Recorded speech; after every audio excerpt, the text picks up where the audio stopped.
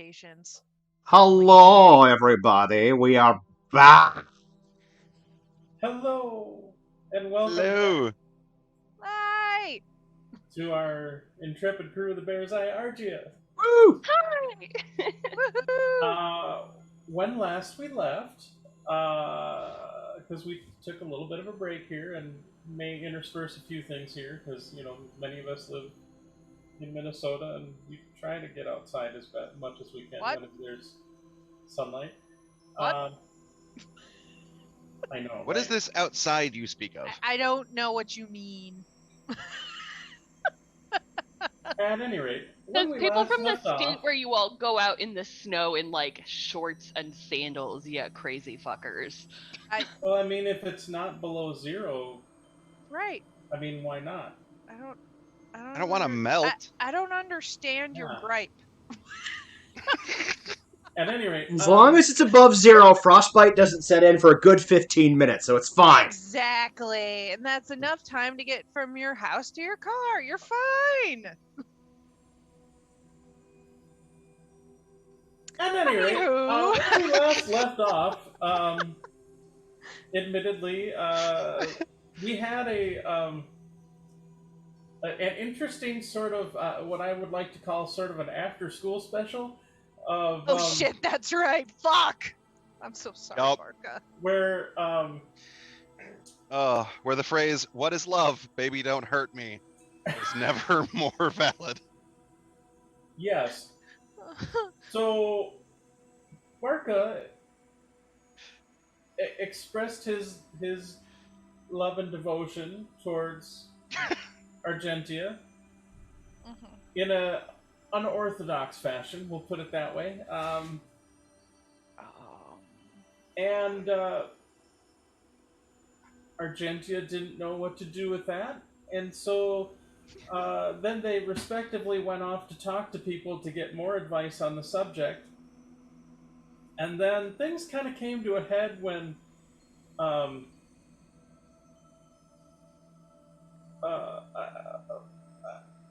based off advice, Barca punched Argentia.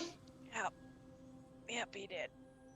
And Argentia, hurt and confused, more emotionally hurt than physically hurt, although you did whack them pretty solidly, kind of flew off. Yep. And Gavin and Ember, who were doing the majority of the advising, we'll leave it that way, kind of made a vow to each other not to do that again, as I recall, and that's kind of where we left things off. And also, Behind the Rhiannon after-school and special- Barca were cuddling. Yes. Yeah, I'm sorry, yes. And then Riri and Barca were kind of Poor Barca. Riri was taking care of her Barca pup. Prior to the chaos that was that session, you had returned to Stormreach to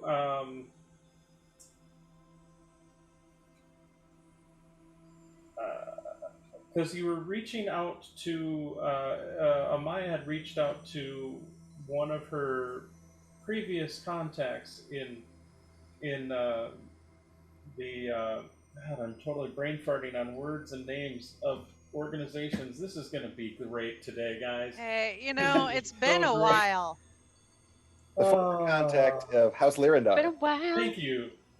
Contact of House Lyrandar, Plus, I don't take notes. who, of course, no one else knew at the time, also happened to be a former paramour. And That's right. managed to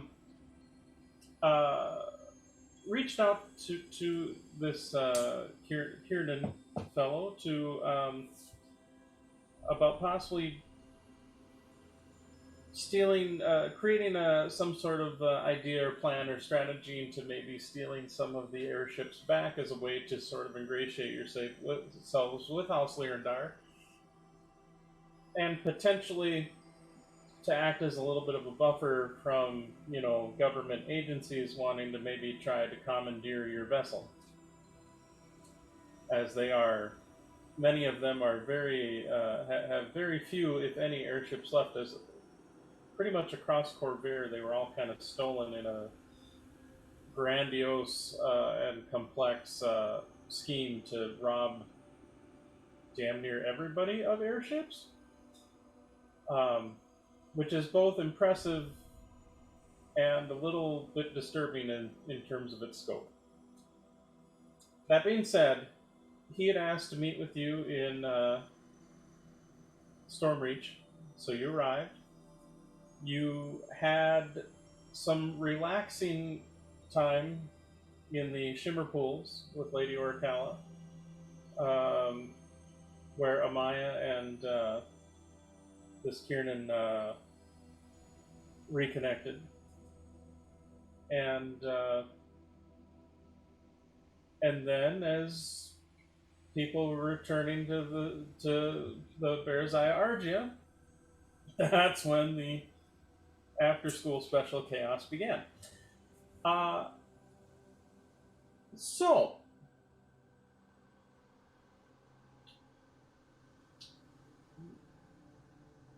I'm going to start with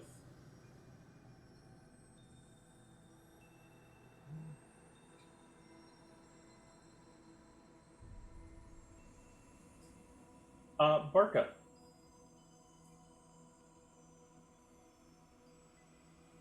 It is raining. You are in the middle of a thunderstorm, standing in the middle of the street. Water is kind of sluicing down the runnels. However, even the flash of lightning sort of lights up your wet, your kind of wet fur as you sit there, sort of breathing heavily and kind of growling. Your blade dripping with not so much water as blood and other viscera that's a little bit more clingy. And before there are a few individuals that are basically in your path. Behind you, kind of almost kind of backlit, is this fire, and as you realize that even with the crack of thunder following the kind of the bolt of lightning that just briefly illuminated you, that there are other sounds of thunder that are not the peal of thunder, but the concussive burst of an explosion, as several fireballs are laid into the structures that stand around you. This sort of empty, this empty sort of village that you find yourself in. I need you to roll an inch. Oh, right off the bat, eh? All right. Oh yeah. Let's get it on. Whack, whack.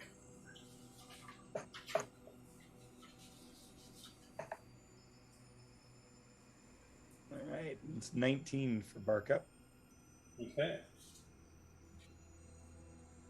What's your niche modifier? +3. Let's do a roll off. Because they also got a 19. So just roll again. Rollies. Are we rolling initiative or rolling a roll off? Yeah, just re-roll niche. Okay. 18. Okay. So there are two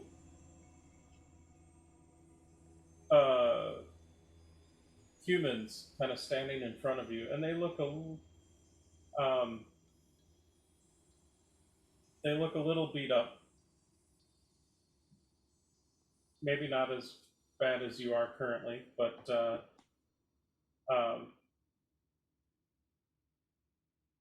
However, they have kind of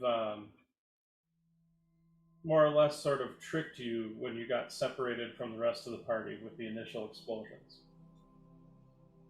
And they sort of think they have you backed into a corner, so to speak, of kind of a small sort of dead-end alley. You know you need to get to the ship. How many individuals in front of me? There are 2. And they think they have me backed into a corner?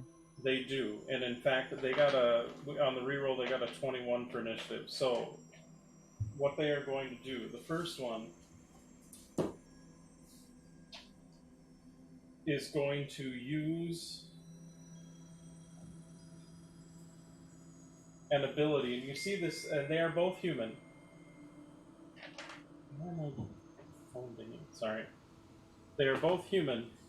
However, you see this creepy sort of amalgam of sort of flesh and centipede sort of double image kind of pop out as it looks at you. And I need you to make a... what's the page? Why did... Oh, I'm not on the right page. That would be the reason why. Duh.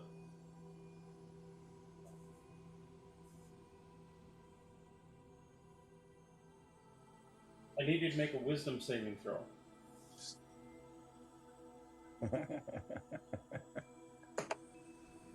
Oh, hey, 16. Actually, 16 is good. You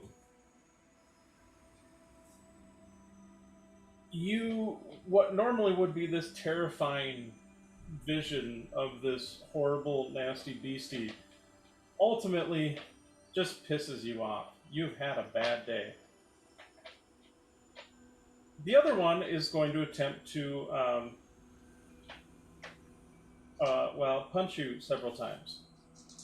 Bring it. As they are basically engaging you in a melee, as it were. And I will say their movements remind you very much of a Maya, that they are very well trained as like a martial artist of sorts. However, the best one I got was like a 17. That'll hit. Okay, the next highest one was like a 13. I'm pretty sure that won't hit you. Nope. So the 17 will hit you for 7 bludgeoning damage. I will already assume you're in rage, so you can just assume you're also already in rage. Now I need you to make a... we'll go with dexterity saving throw. And this has been a while. Rounding up when it's a rounding down. Round down. Halved. When it's halved, it's 7. So do I round up, round down? I think you usually just round down, so it'd be 3. 3. Making sure. All right, so I need a dex saving throw? Yes.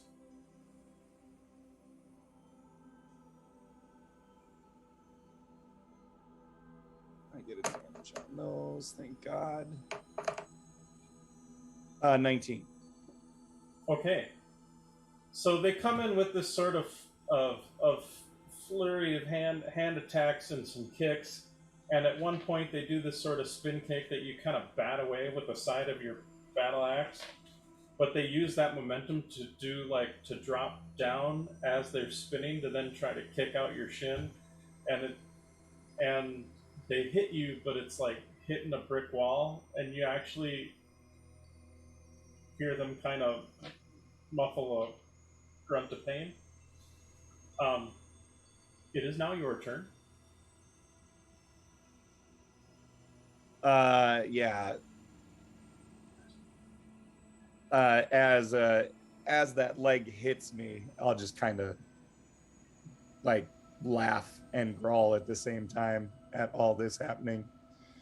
And I will take a swing, I guess, I'm going to take the swing at the one where the leg hit and it just didn't move. So I'll take a swing at that person. And I'm going to do it recklessly. So That's notes for you.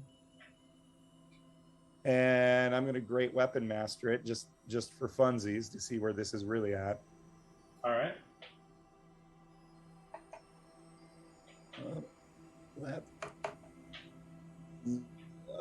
Man, 11 probably won't hit, right? An 11 will miss. Okay. They are agile little buggers. I will do it again. Swing, second swing. Oh, you bastard. 8 to hit, obviously won't hit. And this is with advantage? Yeah. Are you using D&D Beyond or? Yeah. Well, I don't know where my dice are. that's fair. That's fair. But I've moved and I didn't take good care of where that stuff is. And may I say to the internet gods, D&D Beyond, don't become Roll20. Come on. All right. Well, they was doing great for me earlier. I guess that's the 2 attacks I have. Okay. So this is going to get a little more interesting. The one that just went into melee with you is then going to pull, not so much pull back, but kind of retreats slightly around you a little bit. And then it is going to use its special ability. Again, you see this sort of horrible, like, phantom vision of this, like, nasty, again, kind of amalgamation of flesh and sort of insectoid centipede type looking thing, which is best I can describe it.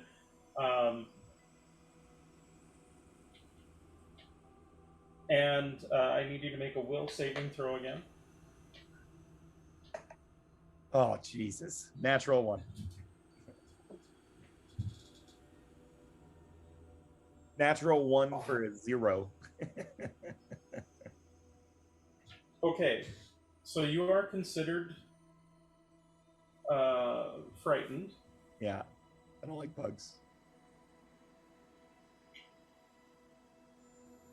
Oh no, so you drop your weapon. Okay.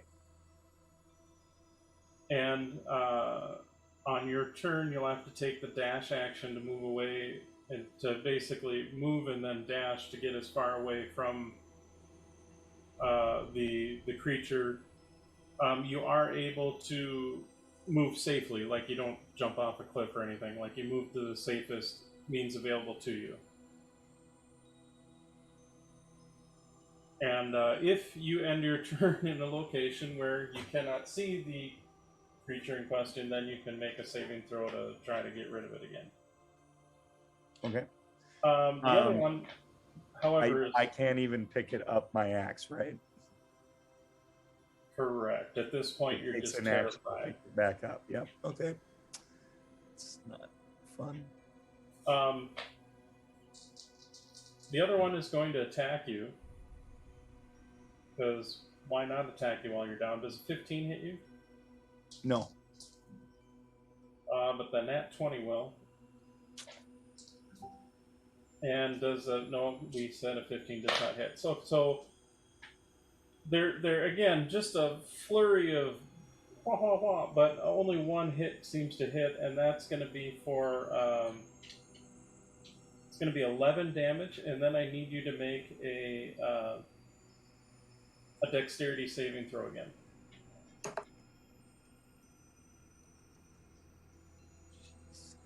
Ten.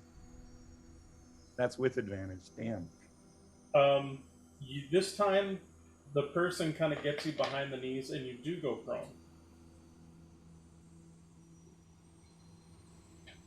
So I'm okay. Gonna run away on my knees? Is that what's gonna happen? Well, no. I mean, you can get up as part of your movement. It just halves your movement. But Okay. Honestly, probably a good thing.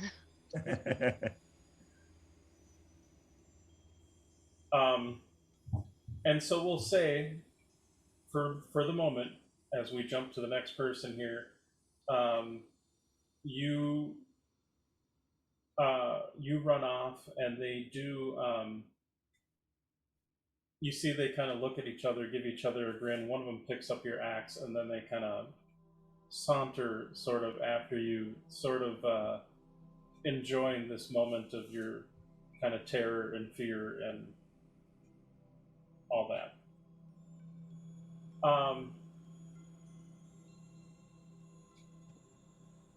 I just have to say, as you're transitioning, on my screen, Ember is directly above Barca, and with the ceiling fan, it looks like Ember is running really, really hard.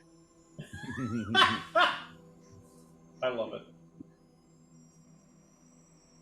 Ember, Yo. you are currently falling. You see your vision up above you. You see the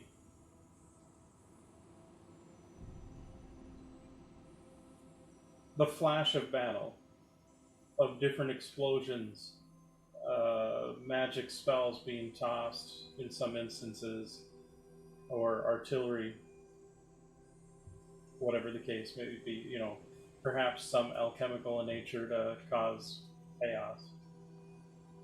As you see, it appears to be 5 or 6 airships, at least from your vantage point, surrounding this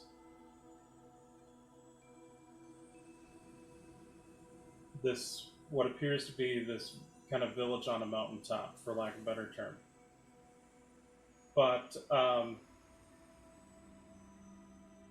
admittedly, you only get the briefest of glimpses of this as you are falling, because there is a person clutching onto you as you plummet towards the ground, which is many feet below. Many?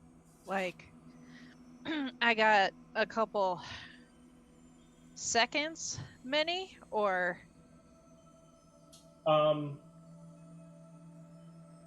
You're guessing you're easily like 1,000+ feet up. So, no. Okay. And admittedly, the mountain, as you see it, is sort of a weird, almost a little bit of like an hourglass shape. So it has kind of a very weird, it's definitely not a natural construction.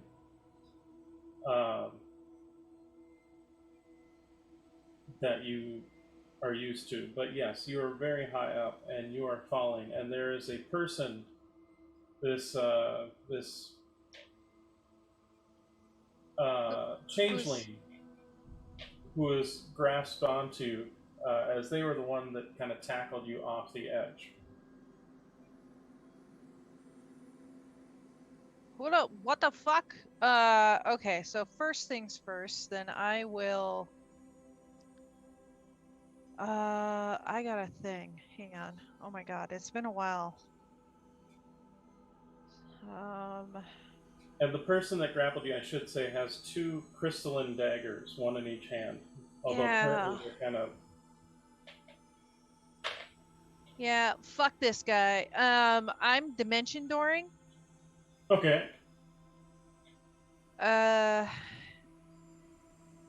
Unfortunately, it's like 1,000 feet still.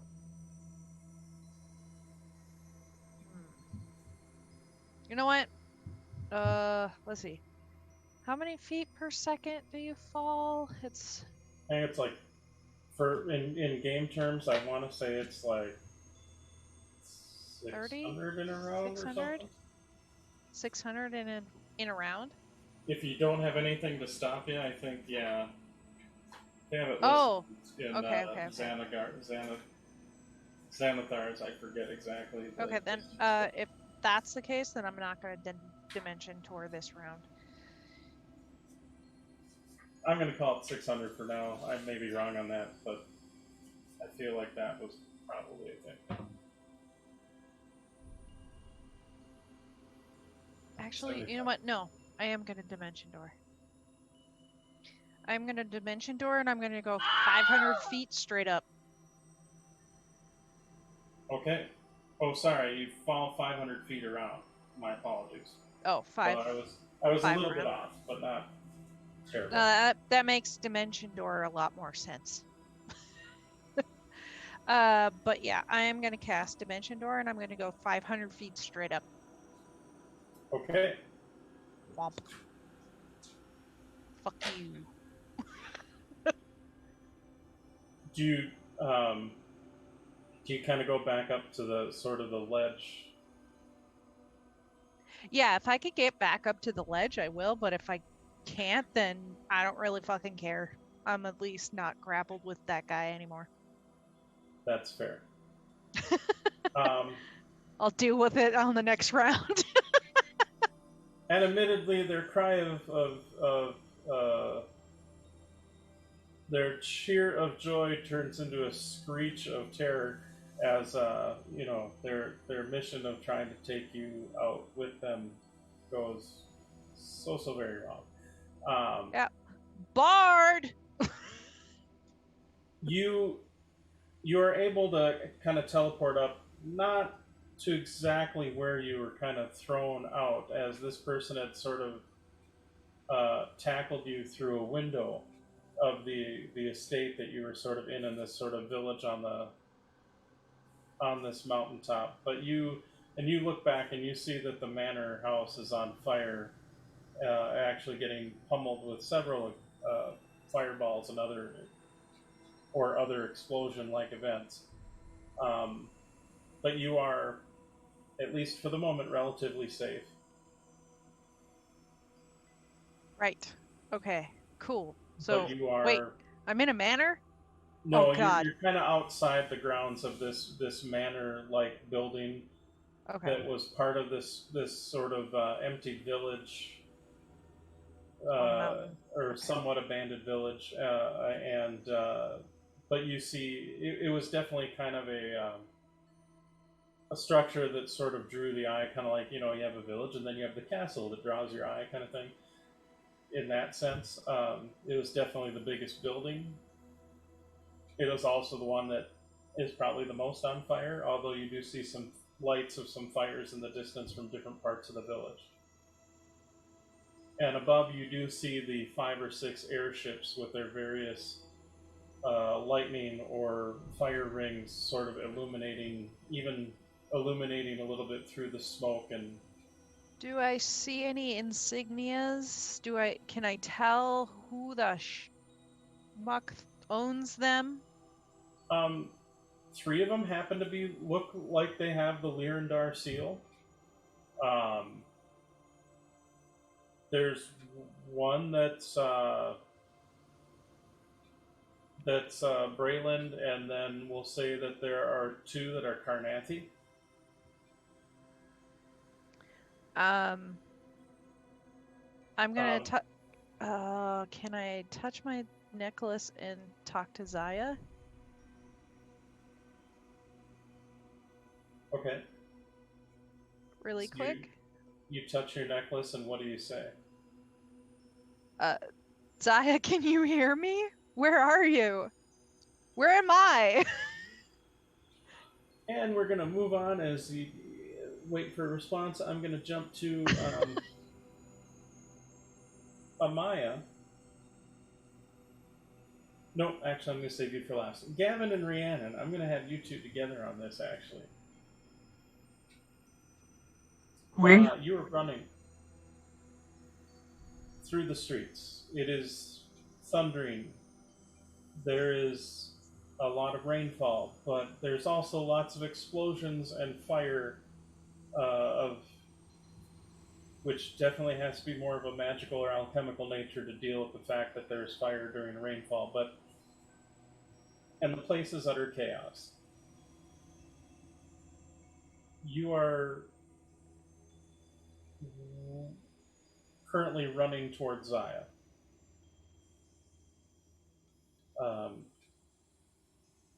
Admittedly, you're both a bit beat up. as was everybody else that was in the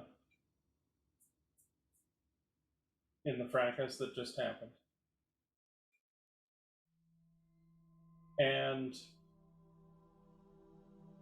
you know that you're getting close to where Zaya was docked.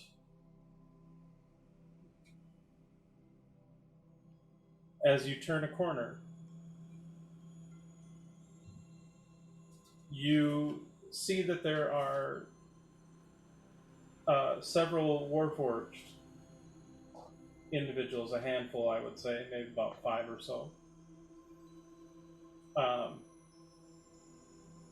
that look at you and start charging towards you. And I would like you two to roll an inch.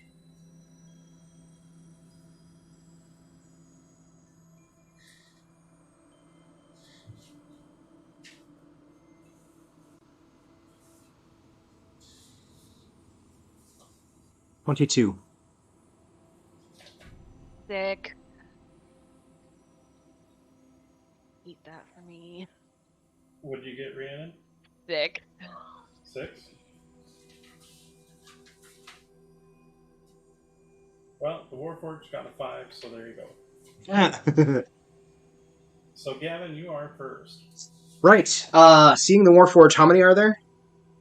There are 5 of them. Gavin takes, I imagine they were already kind of running hand in hand because, you know, that's what they do and they're cute. He will kind of look at her and goes, "You trust me, right? All right, Absolutely. let this happen." I cast Vortex Warp on Rhiannon. Okay. And I teleport her to a point. Let me check my distance on Vortex Warp.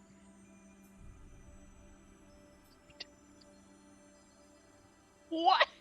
Now, does it bring them to you, or are you able to send them away? I can kind of... So, technically, it is an attack teleportation spell. However, it doesn't cause them any physical harm, so I can teleport other people to places. I cannot, however, attack or bring myself to the same place. So yeah, it's anywhere within 150 feet. So I'm just going to put her like 30 feet directly behind the Warforged. Oh. Okay.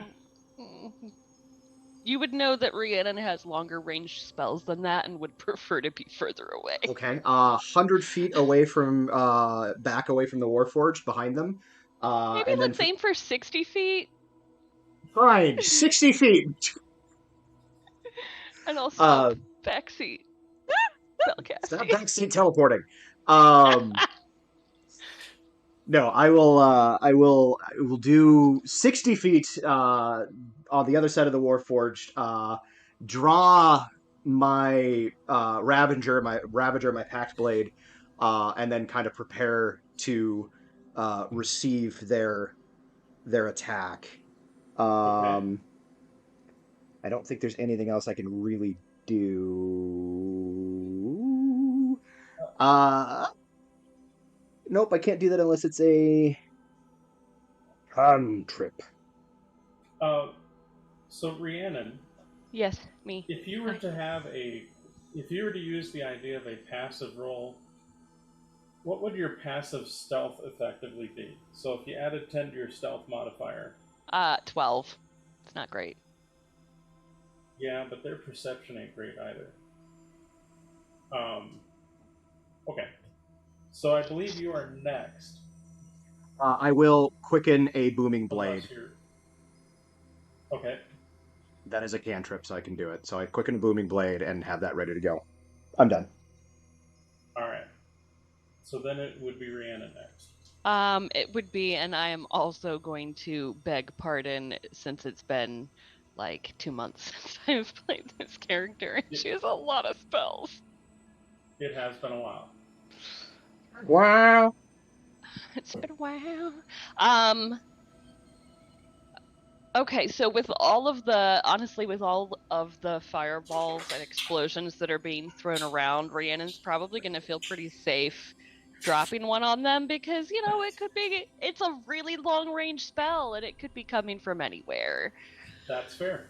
But also I would like to not die. And so Rhiannon is gonna drop a 5th level fireball. Jesus. So it's a dex save, DC 15. Okay, so no, and it was a 16? 15. 15. 2 of them did make it, 3 of them did not.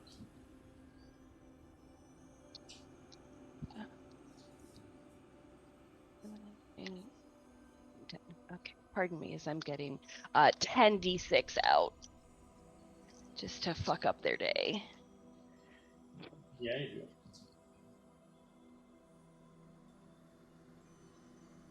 Oh, that's a pretty good roll too. Fuck. All right, that's a 10. That's another 10.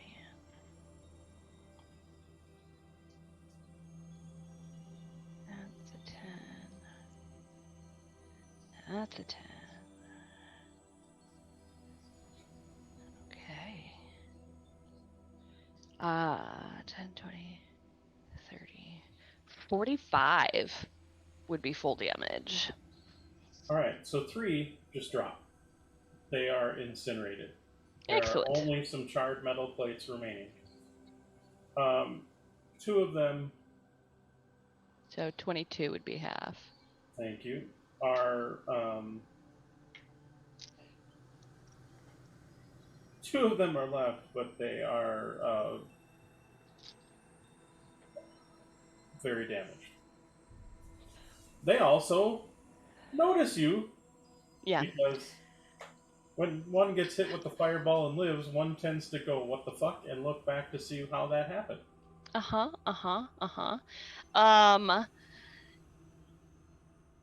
And I am going to 1 second. Where'd it go? I'm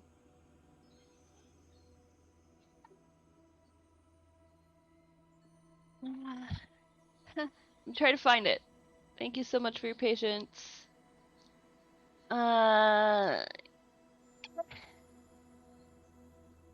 Sure. Does one of them look less hurt than the other? Not really, no. Cool. I will, as a bonus action, summon my Hound of Ill Omen, which never works, to target the one on the left. Okay.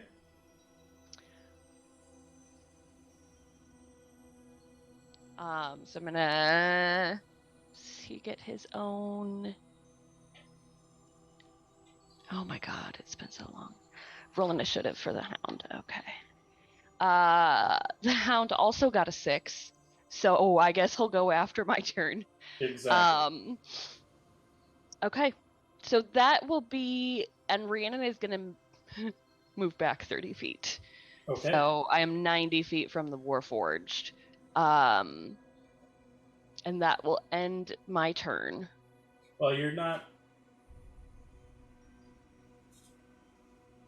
You're 90 feet from your.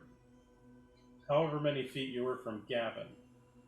No, Gavin put me 60 feet behind the Warforged. Oh, okay. And then I'm moving another 30 feet back, so I'm 90 feet back from the Warforged. I have 150 feet on that spell, so I could have put her darn near anywhere. So I would have been aiming for a spot Right, but 60 it has feet to be a behind the spot Warforged. you can see. True. Which will limit the distances a little bit, but still should be fine. Okay. So my Hound will go.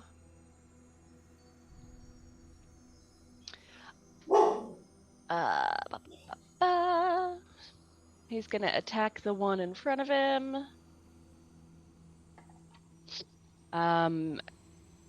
Bite him. It does a 18 hit. Okay. He needs to make a strength saving throw. And he takes. Got a 17 for the strength save. Okay. He makes the strength save, but he does take 14 points of piercing damage. Oh my god. Okay. But he is not knocked prone. No, but it's definitely way more hurting. Then it would be the Warforged. The one that was attacked by the Hound is going to attack the Hound Mm-hmm. with its first attack. Yep. Does a 15 hit the Hound? Yep. So that'll be 6 slashing damage. Okay. And I'll take out his temp hit points. Is the Hound still up? Oh, yes. Then it's going to swing again because it doesn't like the Hound on its ass. Does a 22 hit? Definitely. 6 more slashing. Okay. The other one is going to charge up to Gavin and take some swings at you. Does a 16 hit you? 16 does not hit me, no. Then the 11 will probably not as well. And that was it for them, so I believe then it is Gavin. Okay, Gavin is going to swing at the gentleman in front of him. Okay. 2 attacks. First one is a 23. That will hit. Second one is a 28. That will also hit. Just double checking a thing.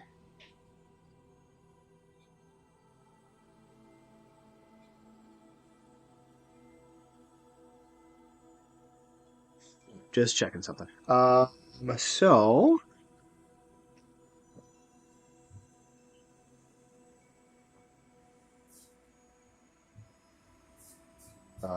8 points for the first one, 12 for the second.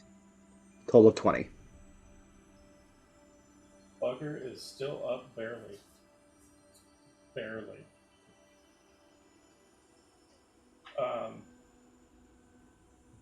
Bonus action. I'm going to quicken Armor of Agathis. Okay. Then I believe it is Rhiannon with your Hound on deck. Yes. It's hard when, there's not much time between turns. I don't have as much time to figure out my shit. That is the beauty of stressful reactionary combat of chaos. Really? Is that really my only bonus action spell? What the fuck am I doing? All right.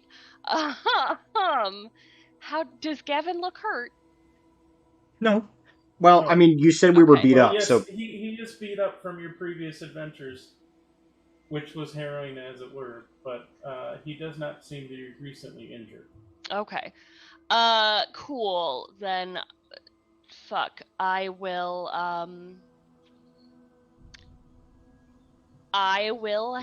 hit.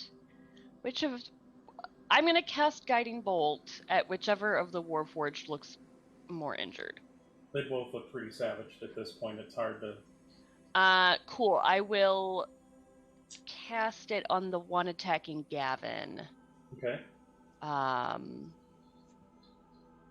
Yeah. So, does an 18 hit? That hits. Okay. 2 + 4 + 6 + 2 + 1 is 11 points of radiant damage. And it blows up in a bunch of sparkly lights. Oh, yay. Okay, cool. Because the one on Gavin had 2 hit points left.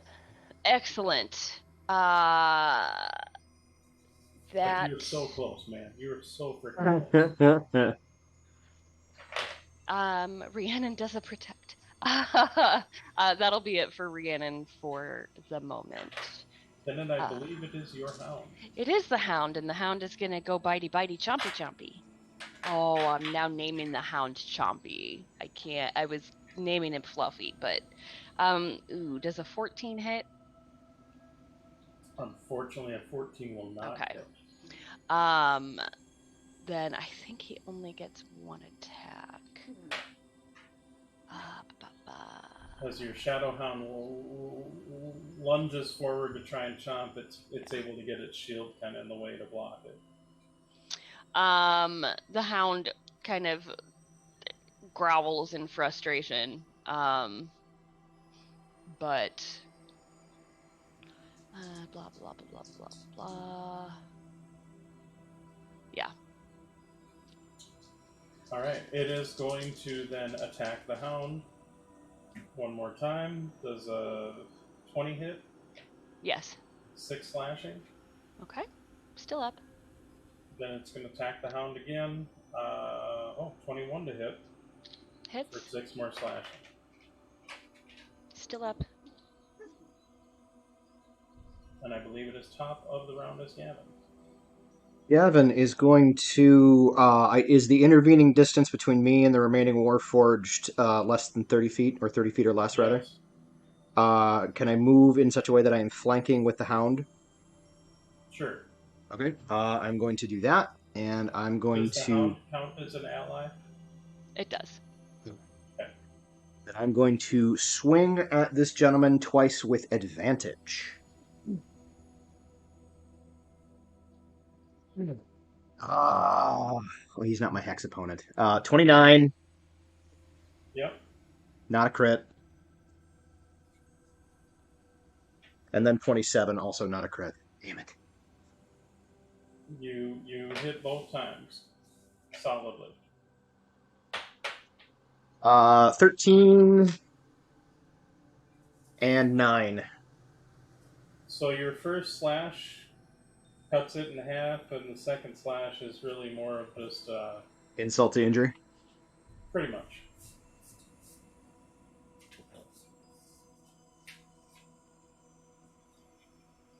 And as Run you up take to. a moment, Yeah, go ahead. as you take a moment to catch your breath, as you and Rhiannon see there, all of a sudden there is a very loud, like, and in sort of like a sort of superhero landing, you see this kind of Warforged Titan land on the far end of the street and kind of start to pick itself up and head towards you. And Rhiannon, as you see that, you hear this sound of like almost like metal pinging metal, like almost like a. You ever heard like a maybe not quite an industrial shredder, but like kind of like blades or shafts of metal sort of tinkling against each other, but in like a horrible, like not in like a beautiful sort of air chime fashion, but like in a horrible like clashing of blades on blades sort of fashion coming from behind you. And as you look back, you see this sort of spiked and bladed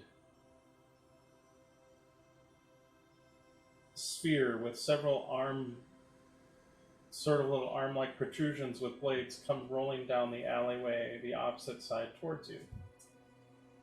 As you and Gavin realize that you're kind of trapped in between these two horrible constructy things. Then we're going to move to Amaya. Amaya, you Yes. are currently sprinting to get back to Zaya.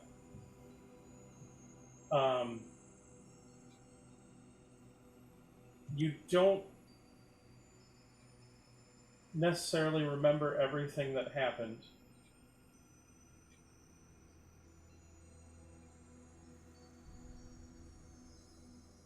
Okay.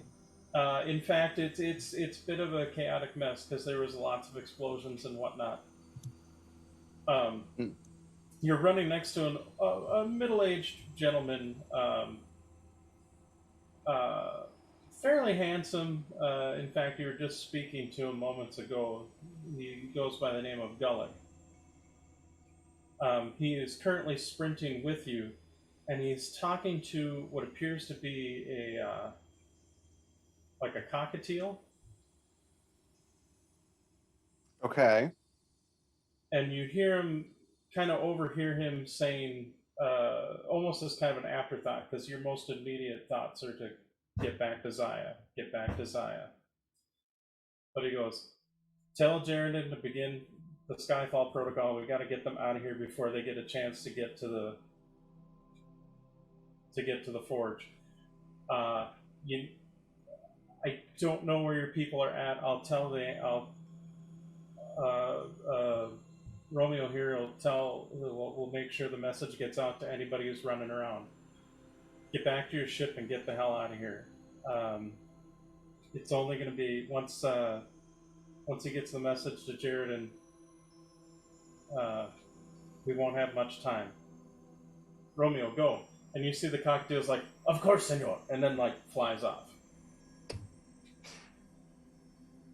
Okay. No. Actually, sorry, let me rephrase. Goes, of course, senor, and then goes, beautiful lady, until we meet again, and then kind of pulls its wing in it with like a that, and then flies off. And you see, Okay. and you see Gullick kind of roll his eyes, but it's like, Is Gullick actually keeping pace with me? Well, here's the thing: you get ahead, and then he appears, and you get ahead, and then he appears. Like, interesting. Well, because you know he is a House Orion, which means he has the ability to do some teleporty things. Gotcha. As House Orion do. Okay. I'm going to do what I can here to help Jared and hold them off, because we can't let them get Skyhold. Get to your ship, get out. We'll touch base with you as soon as we can. And he just kind of puts his hand and kind of pats you on the shoulder and is like, good luck. And then he tears off a different way. Okay. Amaya kind of like in the back of her mind files all of that away, but has not probably even shown any sign that she was paying any attention to him. Is just full on booking it as fast as she can. That's fair. And you get to... for a moment, you actually follow with Gullick, because you are not, unlike everybody else that was kind of in this sort of village, sort of slightly abandoned village, for lack of a better term, you're actually in these tunnels, for lack of a better term, that are sort of underneath it. So when he veered off, he actually veered off to go down a different tunnel, but you know the tunnel that you need to go down will bring you to the interior dock, which is where Zaya is birthed. Okay. And sure enough... Sorry, go ahead. I was going to say, I was also going to be trying to mentally connect with Zaya, and if I can reach her, basically let her know, like, hey, prepare for departure, we're coming in hot, we got to leave.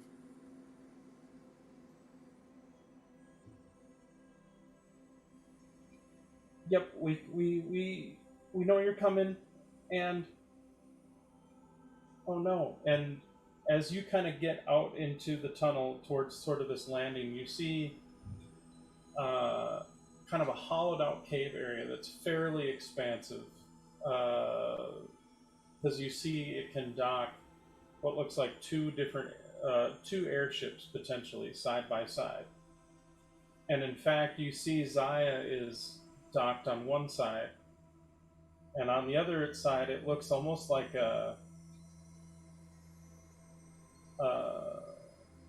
not a complete Lyrandar airship, but it looks like the skeleton of one. Looks like they were beginning to build one.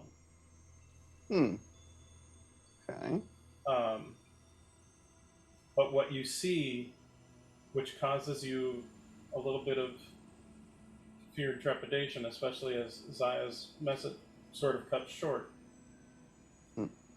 is you see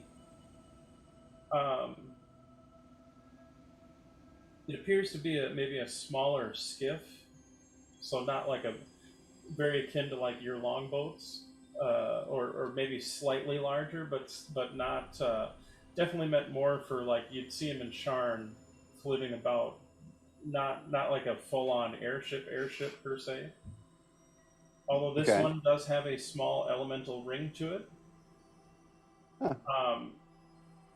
And you see the goblins are already launching, aiming thorn launchers and firing against this thing. As you see, God, I'm doing horrible shit with names today. My brain is like jelly. As you see, hey,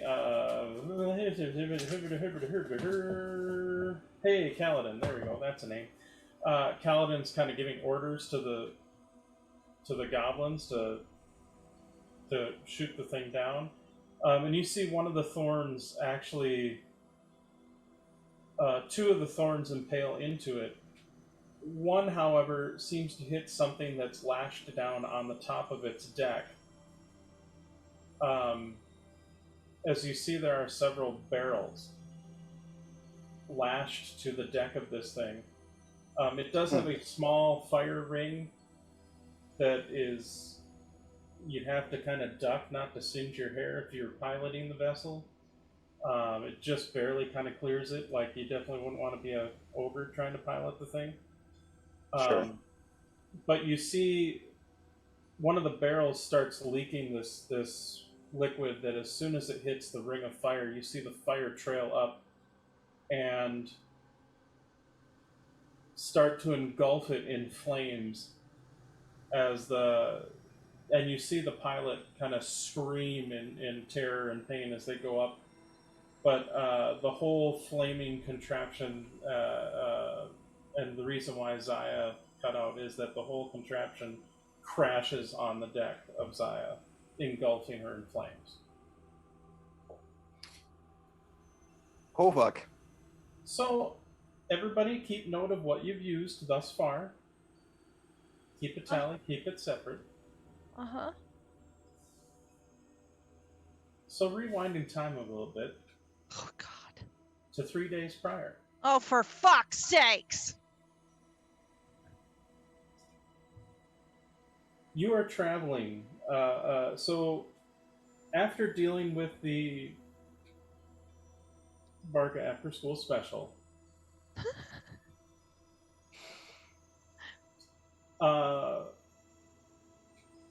and giving time for things to cool off, Amaya, Kiernan does kind of approach and say,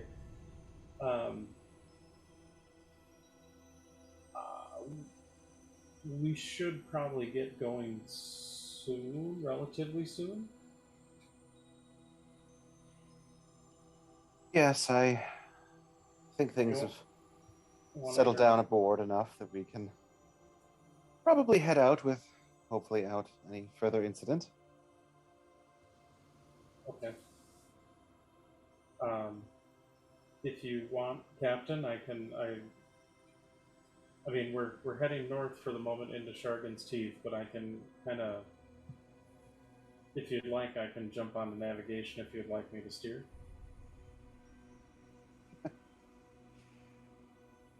That's cute.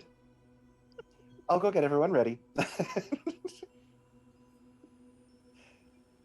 Kind of turns out to get to the rest of the crew. Let everybody know. Okay. We're going to be leaving, so make sure you're all ready.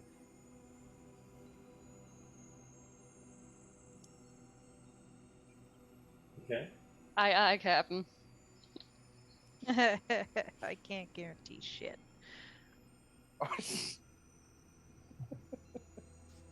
So you gather yourselves as best you can,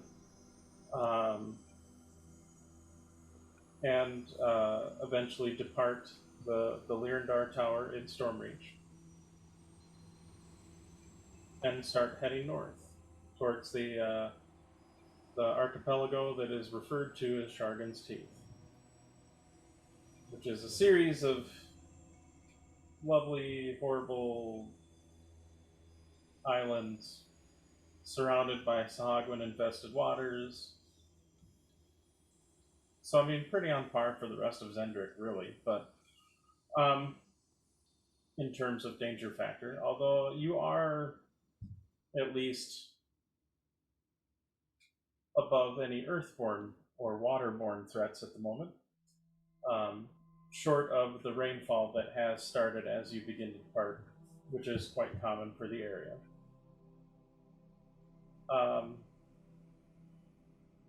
Admittedly, it's probably a fairly quiet trip with everybody sort of consoling themselves or others as you head forth.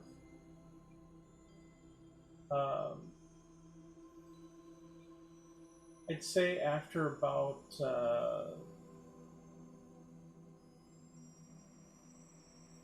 it's probably going to be like a maybe a day's journey.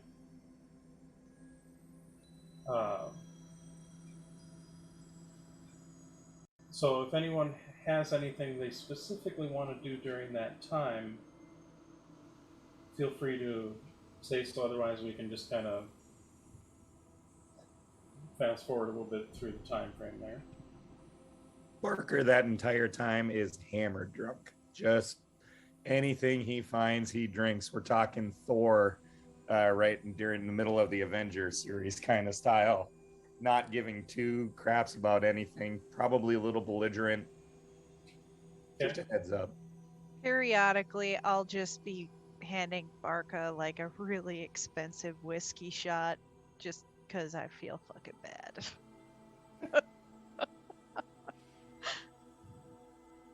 Fair enough.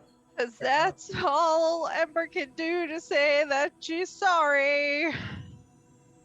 Is it Yeah. Fireball that you hand me? Is it? Oh God, I wouldn't do that to you. I don't hate you. I mean, if you want like cinnamon infused whiskey, I'll throw some cinnamon sticks in like a bottle of Glenroth. I don't know. Barker doesn't know the difference. Nope. And after a few of them, they all taste the same anyway. That's fair. So you get kind of passed out. Well, you get quite drunk.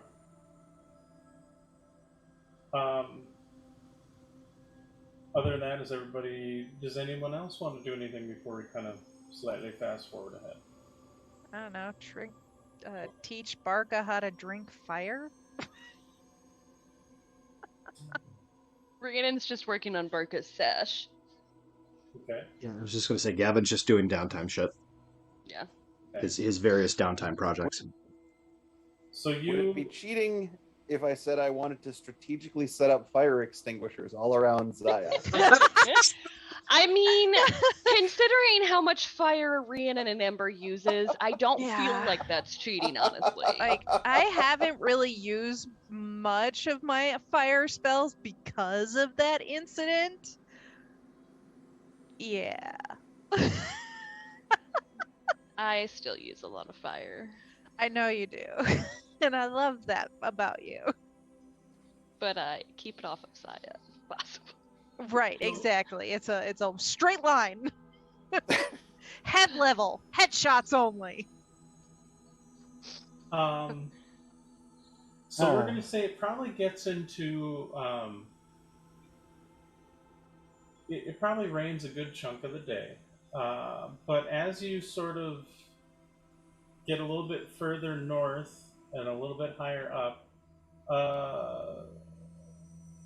it kind of changes from a rain to more of like a little of a light drizzle and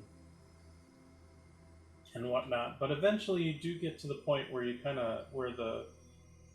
as the sun is starting to set, and you get this sort of beautiful cascade of orange and reddish hues across the sky. As the clouds do finally break. Amaya, Kiernan does... Tiernan. God damn it. Tiernan does kind of politely suggests that for this last little bit of a leg, he should kind of take over.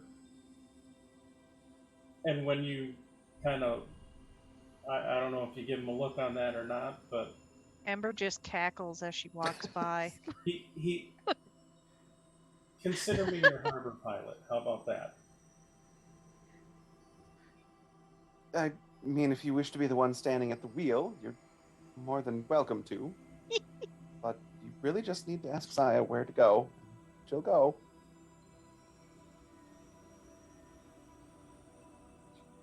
Fair enough.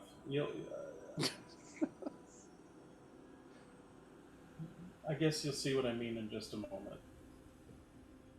And sure enough, almost as kind of like clouds, you see all of a sudden these little fingers of stone sticking out as some of the sort of mountainous terrain that are these islands of the Shargan's Teeth. If you want, think very kind of South China Sea-esque, where it's very vertical, sort of almost plateau-like in some cases, but just kind of sheer cliff faces, sort of straight out of the water. But as you kind of curve around one section, you see what looks to be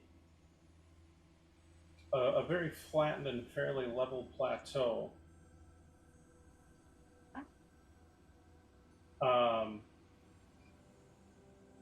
With what looks like a village that is very reminiscent of almost kind of like a Tuscany-esque, so like tile roofs and sort of structures and brick and whatnot. As you get a little bit closer and the clouds tend to part away a little bit as the sunlight is kind of what last rays of sunlight are burning off some of the humidity in the air, you start to realize that this isn't a village on a mountaintop. Let me rephrase. It looks like a village on a mountaintop, but as the clouds start to peer away, you see that this mountain of sorts, it's like someone sheared it flat, and you start to realize why as the clouds part and you see that underneath the mountain it kind of comes down to a point, and you see that this island is actually looks to be floating in the sky. And in fact, there are several massive chains that connect it to some of the spires on the nearby islands, almost as if it was trying to be, it's being held in restraint from shooting up into the sky. Huh. Well, that's new. Welcome to Skyhold. Happy to be here. And Tiernan looks a little smug as you're surprised, because he's like, haha, finally got one over on you a little bit. And then proceeds to give Zaya instructions. And you see, as the ship pulls up, you see for a moment Zaya tends to kind of stop, short of the maybe about a mile off or so.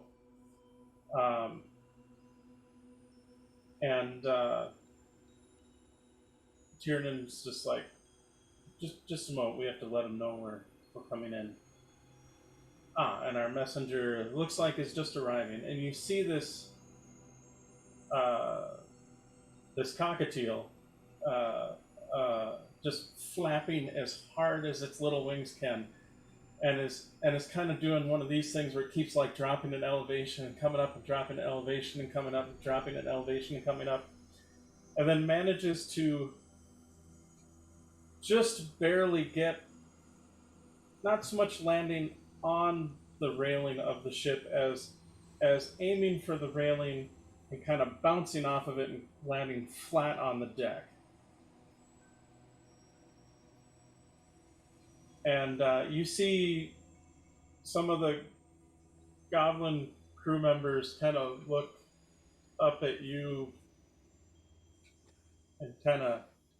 No, don't eat it. No. Drop it. Well, they didn't pick it up because Oh, okay. Sorry. This is called growth. They don't just immediately pick it up. They look to you for permission Leave first. it. Good gobbos.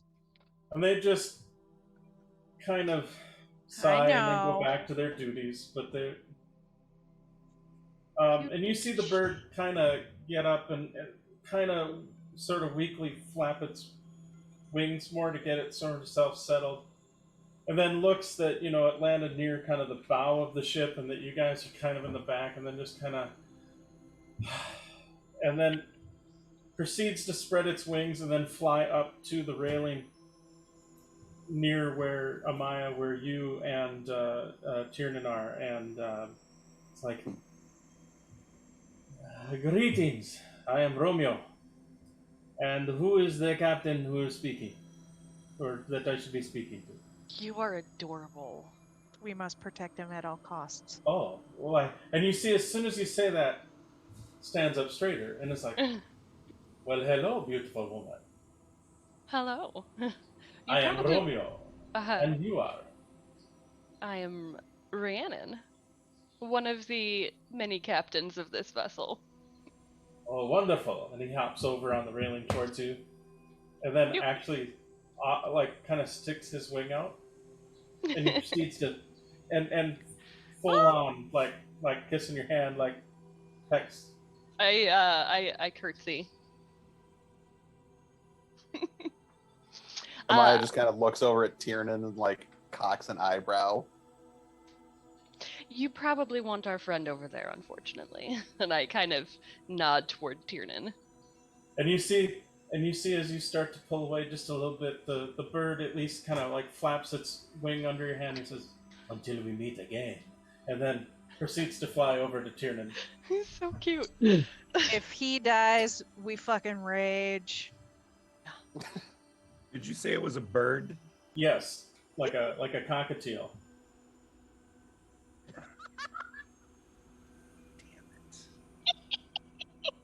Hold on. I'm gonna roll something. Just gonna roll. Does Barca not like birds? I've been Or is he killing afraid of birds? Painting myself with their blood this entire time. Oh shit! I'm just throwing it out there. Oh shit! Well, I guess thankfully Barca is likely very, very drunk. At the Likely moment. very intoxicated. Well, I guess here's a question, Barca. Are you up top drunk, or are you down below drunk? Yeah. What time of day is it? Evening. It is starting to get towards, say, 7-ish in the evening, if we were to give it a time frame. I'd be above deck, but I'll say this. If I saw that bird talking to Rhiannon, I'd just be like, Barca, is that bird talking to you? Yeah, buddy. Yeah. It's okay. Birds talk. This one does. Most birds don't talk. Some do. And you see Barca well up a little bit. Barca's killed so many birds. Oh, buddy. It's okay. It's all right. I kind of give him just a little scritches. I mean, Ember gave you the good stuff, didn't she? yeah. Yeah. I mean, Mm-hmm.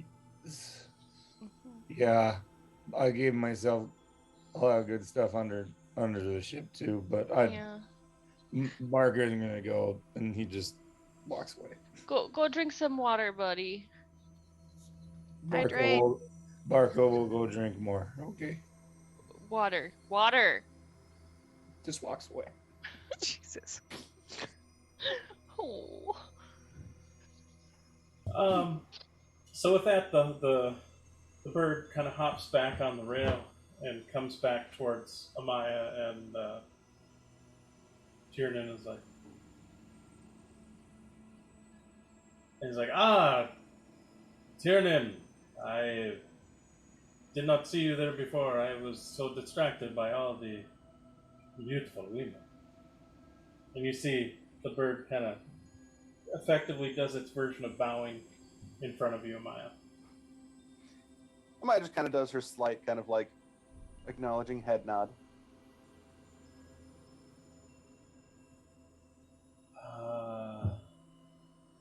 I suppose this means you want to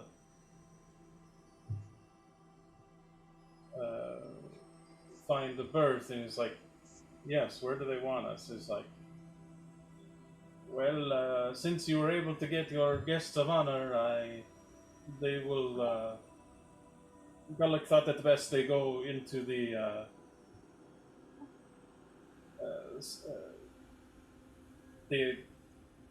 dry dock as an area, as it were.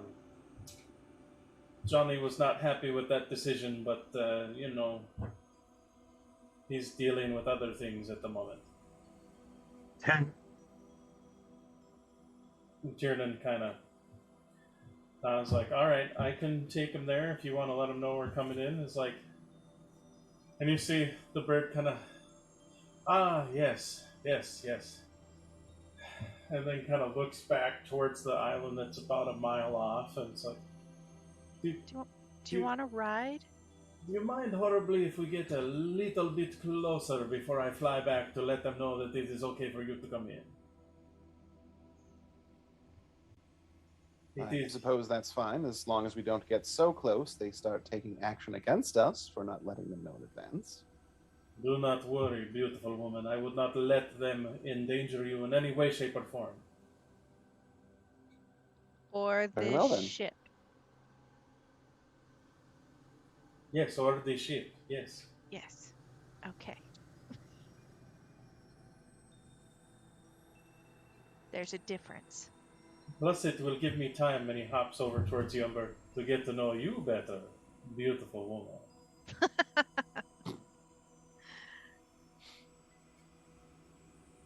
So, with Tiernan's guidance, Amaya kind of comes in, and you see there is looks like a kind of a large hole sort of built into the underside of this facility, and inside of that you see almost like the medieval equivalent of a sub pen, for lack of a better term.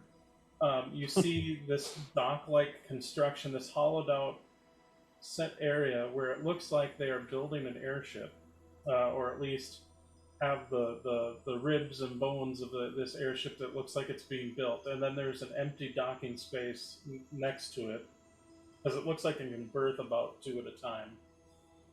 And then surrounding either side, there is this fairly wide kind of walkway that would like a pier, like a stone pier or jetty, for lack of a better term, that easily is like 20 to 30 feet wide. And you do see there are some doorways built into the sides of the wall that might be different buildings. You see, or maybe even some warehouses, which you do see there is one that has a set of fairly large doors that are open, where there are many planks of wood that are being stowed.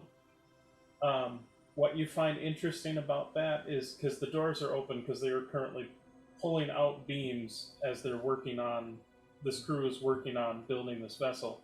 But you see that in the warehouse, the beams are actually look like they're being tied down, because they are not, they're floating slightly off the floor. You being a airship sailor know that there is a special type of wood, what's referred to as soar wood, which is what is used specifically to make most airship vessels.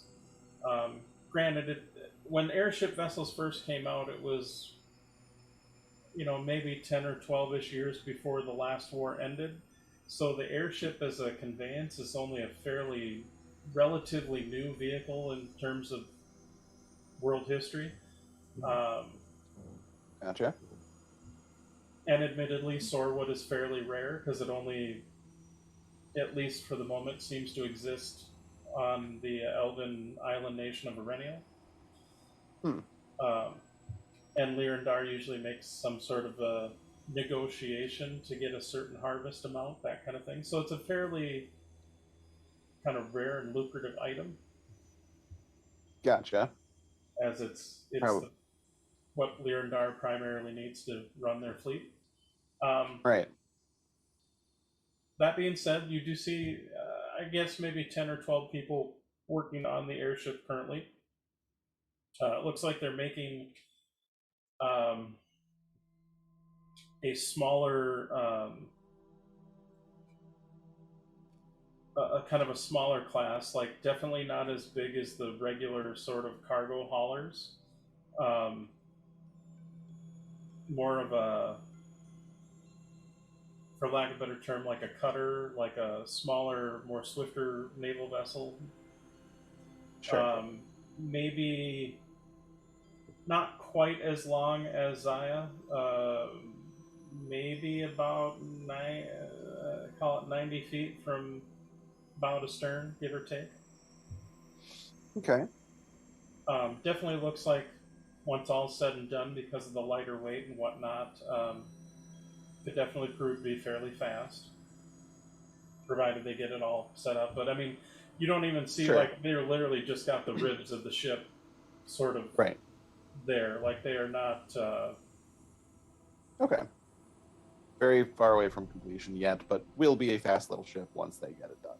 Well, and especially for as small of a crew as you see putting this thing together, because realistically, like a Lyrandar dry dock would usually have like 30 to 40 people working on it, probably at a time. Sure. So they're definitely running with a skeleton crew, for lack of a better term. Gotcha. Um, Does it seem like the personnel in this dock area in general are kind of skeleton crew levels, or do other places seem more normally staffed? yeah, actually, other than the crew that are working on this ship, there does not seem to be a whole lot of people here. And it definitely has sort of an empty feel to it. Like you would almost kind of expect with the different sort of buildings built into the sides of the wall, so to speak, almost not quite an Adobe style as far as sort of how it's built on, but you do see, but you do get a sense that it could definitely house more people, and even some. It looks like some of the spots will be used as businesses, like not even necessarily just for construction work for the ship and the yard. Sure. As far as that goes. Romeo, as you guys start to approach, before you even kind of get into this area, Romeo will kind of fly off and give them a heads up, and no one, causes you guys any issues. You get Zaya birthed. And you do see a gentleman kind of come down. There is one sort of relatively large, kind of carved out sort of cave that looks like it's definitely the exit to maybe up top or whatnot. But it's kind of set up in a very almost in kind of a brick style that gives it the sort of feeling that you're inside one of the buildings, like that sort of Tuscany style architecture, as opposed to, so it's almost kind of like being in Disney World, walking down a hallway that's supposed to look like a village, that kind of feel to it a little bit, where it's sort of decorated up. Gotcha. But you see there's a gentleman, middle-aged human, kind of rail thin, a little bit skinny, which go ahead and make a wisdom, just a wisdom check, or history check, I guess, if you... Wisdom check would be much better than history for me. Is that for total all 20. of us or just for Amaya? I would say for any of you, Okay. because I think you were all together at this point. So yeah, I'd say for any of you. Sorry, I zoned out. What am I rolling? History. Like wisdom, or I'd say history. 29 for Ember. Fuck. I rolled a 19. 17 on history for... I know Yeah. shit. I have an 8. This is Or not your area of expertise. -1 for Barco. oh god. And Amaya, what did you get? 20 total on a wisdom check. Okay, so for the ladies of the party, Ladies in the Yeah. house. you actually recognize this individual, and the reason why you do is because it was. You remembered it being kind of a cute moment back in. God, it seems years ago, wink wink, but it was only maybe a handful of months ago when you first had returned with Zaya to Stormreach. And. Crap, what was the name of Beth's character?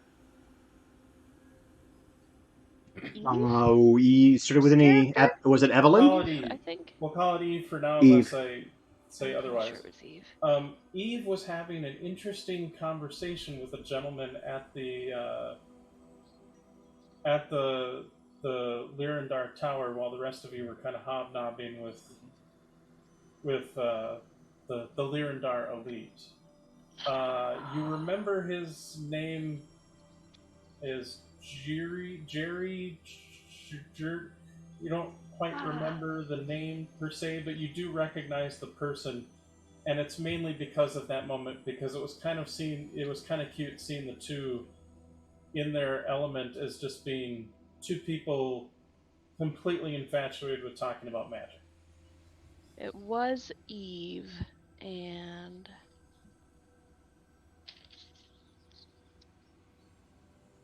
that's fine. I'm just gonna obsess a little bit. We like to term this coming full circle. Anyway, but you see, and you see he comes towards you. He's wearing nice clothes, but they are, kind of the equivalent of like a courtier's or noble's outfit. But they're a little disheveled. Like, in fact, in some cases, you see him sort of trying to stuff shirts into get belts on as he's kind of coming down. Like, he definitely doesn't.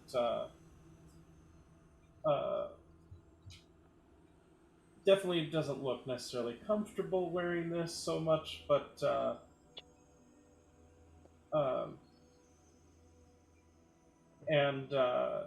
and actually, sorry, he's not adjusting it so much as you see. There's this little kind of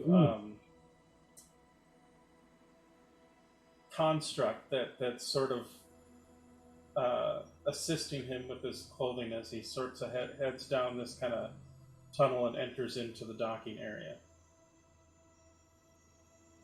Which, for those of you who have arcane knowledge, which is a whole heaping lot of you, you recognize as what's sometimes referred to as a homunculus. He's walking toward us? Yes, he is coming towards the ship. When he's in, like, voice range, I'll, like, wave, obviously, and just greet Jaredin and by name, showing that I remember who he is. Jared. And just, be very friendly. Hello, hello. And you see he kind of takes in Zaya and is just like... I mean, he waves, but being this close to Zaya, he's just kind of in awe a little bit. I'm sorry. If you please, when you are ready, excuse me, and kind of motions to some of the workers. Can you get some planks? The ship has arrived. Can you set the thing? Thank you. When you are ready, please come follow me, and there is some refreshments and introductions and words and things, and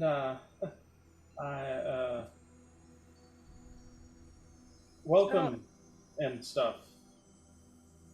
Well, that's cool, but we could definitely come join you. However, we got some passengers on board. They're not coming. They'll be on our ship the entire time. The Gobos. Oh, okay. Oh, and we also have a missing silver dragon. That might show up. It's ours. And also, there's a mimic aboard, so I'd Right. suggest that, Don't come up, Orb. yeah, we keep him well fed, but Yeah, he's just in case. normally okay. I'm sorry, just a moment, and proceeds to look over to the homunculus, and it's like, pen, quill, tablet, and you see he grabs a tablet, and then it's like, okay, silver dragon, do not attack. Do we know the size of the silver dragon? Yeah, they're what was it? Adolescent? A young adult, I believe Young it's adult? called. Yeah. Yeah. Young adult. Do we have the name of said individual? Their name is Argentia. Argentia? When that name comes out, you hear a. I just hand him a bottle. And then do not come on board. There is a mimic. Oh, and how many gobos do we have now? 9? 9 or 10? We have 9 to 10 gobos aboard. And a very drunk, emotionally distressed bugbear. Let's see. Well, I figured the bugbear was.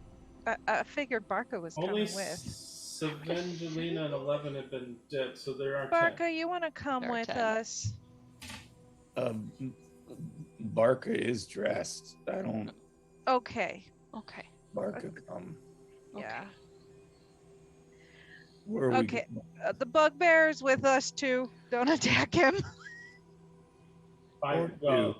I wouldn't think to. My apologies. I'm assuming everybody on board your ship is part of your crew. Yep. Naturally. Chieftain of security. We're Right. a very diverse crew. I see. Equal opportunity over here. Your crew is more than welcome, but I understand you military types have structure and order and whatever to deal with. Military type. Snorts loudly at this. Yeah, you get a sense that he has no idea what military types are. Call me Officer Ember now. That's it. Of course, Officer Ember. So, when you're ready, my assistant and I would be happy to lead you to the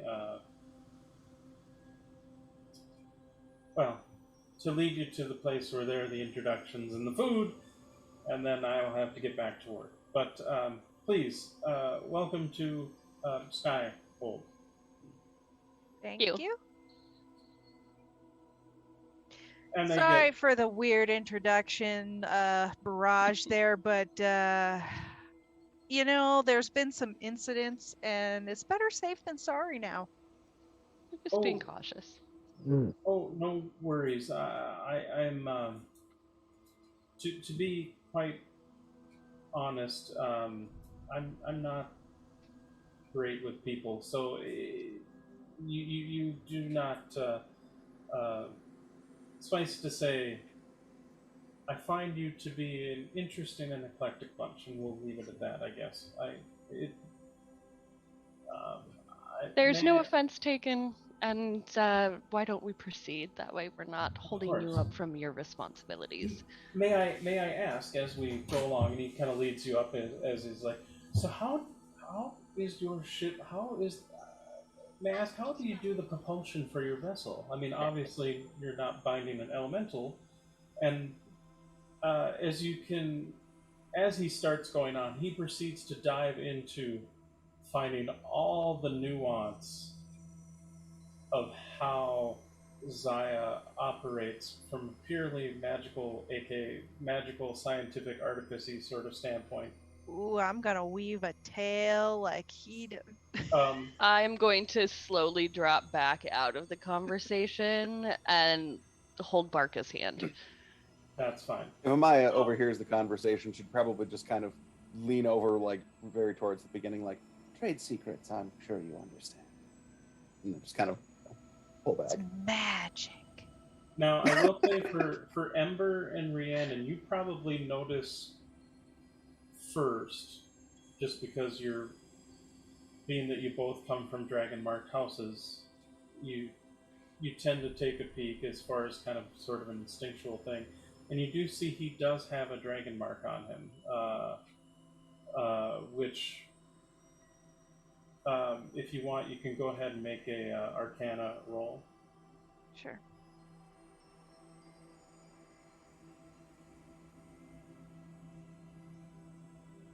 Oh, that's not bad for me. 17. Not bad at all.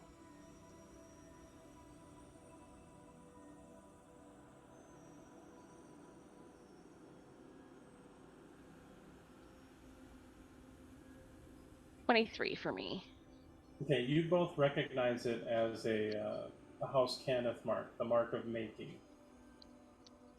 That's right. I was trying to find my notes about him, and I can only find little bits. But you do realize, as far as, I mean, he doesn't have any livery on him that necessarily shows House Orion, but the colors of his outfit are definitely House Orion-esque. Ah. And the rest of you, as he proceeds to kind of go along, you do see eventually that he does have a dragon mark. Because you two are from dragon mark houses originally. Again, it's kind of more of a little more of an instinctual thing. Mm-hmm. You see the tunnel as it kind of heads its way up. There are a couple of different offshoots here and there. You see at one point he hands his kind of tablet and writing tools back to the homunculus. It's like, now print up a few of those and hand them out to whatever crew members and people are on board. Are aboard. And you see it just kind of, and then proceeds to trundle off down a different hallway. And he continues up, and you eventually come into this. You can kind of feel the breeze hit you as you come up to a sort of an open area that opens up into a bit of a, I almost say like a park-esque sort of feel to it. Maybe a little bit more of like a contemplative park, like not quite a Zen garden, but kind of has some of that feel and aesthetics.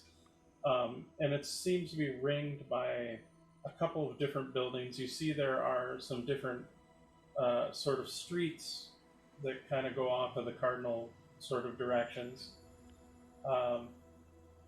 The strange thing is, though, is there are several animals present, mostly some birds of different kinds, some parrots and cockatiels and other sort of kind of tropical kind of style birds.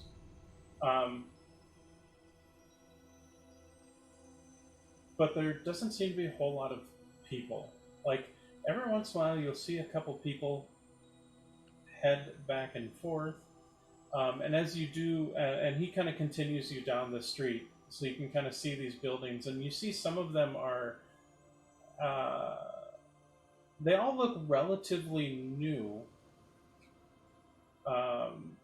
Everything looks pretty clean and modern. There's not a whole lot of like vines and stuff kind of growing off the sides that you'd sort of expect to see in the more tropical climes. And actually, because of how high this kind of floating island is, it's actually kind of gorgeous temperature-wise. Like, it's not the stuffy, completely humid air that you're used to being entrapped in the Storm Reach or the jungles of Zendrick or Kabara or what have you. Like, you're definitely up high enough that there's a nice breeze going through, and it's actually quite relatively mild, almost kind of like if you were standing on a beach, in that sort of feel of the ocean, the moisture of the ocean spray. Like, it's almost more of that sort of effect than the heavy humidity and whatnot. You do see there are a couple of individuals, a couple of humans, and a couple of looks like half-elves kind of going back and forth primarily. Although you do see there is what appears to be as we go down one street, while most of the buildings seem fairly quiet, there's one place that looks like it's some sort of pub, where it looks like um, a fairly rowdy sort of party seems to be going on with what looks like a group of maybe air sailors, for lack of a better term. And Amaya, you totally peg them as airship sailors, like right out of the gate, because they're doing a game that you quite frankly excel at anytime you join the crew at the bar, which is this sort of they take these stout mugs, like tankard, large thick clay tankard mugs, and the trick is you down one, set it on the table, and then stand on it. So then you're only 1 foot on it, and then they give you another mug, and then you have to. And then most people will usually put like one mug under each foot so they can go up on one, because then it's who can stay up the longest after taking a pull, and they have to keep adding the mugs to the top. And of course, you were perfect at this game because you showed off. Because not only did you not use one stand for each foot, you just you were able to balance and put the mug down and just stay on one pile. But so not only were you already like badass in that regards, but then you probably, at least the last time you ever played this, got probably about 5 mugs up. Which is impressive because for most people, like, if you can get to 3, you're doing great. Yeah, it tracks. Now, granted, their 3 is technically 6 to your 3, but you're also tinier than some of them, so it's,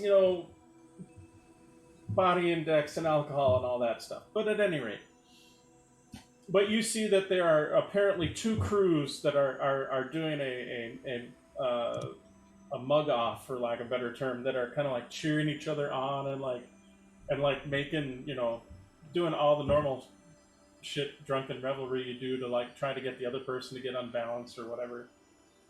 And you see they're fairly early into their drinks, but they're going at it. And the rest of the party is led, or I shouldn't say the rest of the party. You are ultimately though led past them to this. Best way I can describe it is a bit of an estate. It's the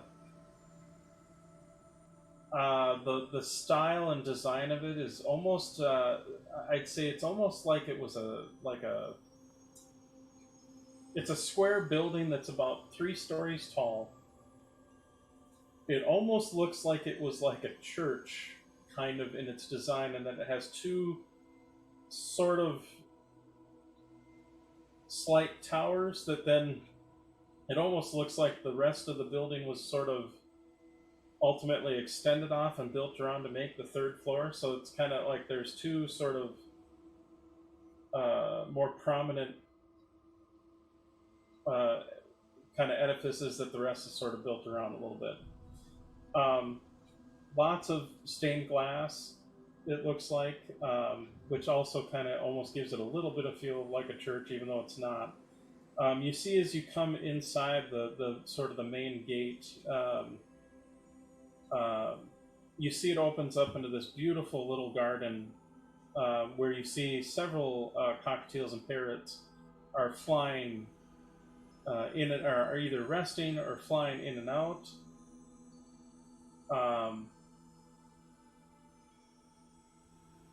And it actually appears, you do see that there appear to be a couple of actually fairly large kind of jungle cats, kind of lazing,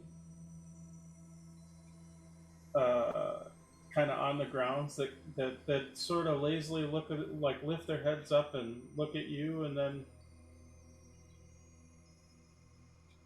then they proceed to kind of lay back down, sort of unimpressed for whatever, or uninterested. And you see a coming out from the far side of this little small garden area, you see out of a set of double doors, you see this older gentleman, maybe human gentleman in his mid-40s or 50s.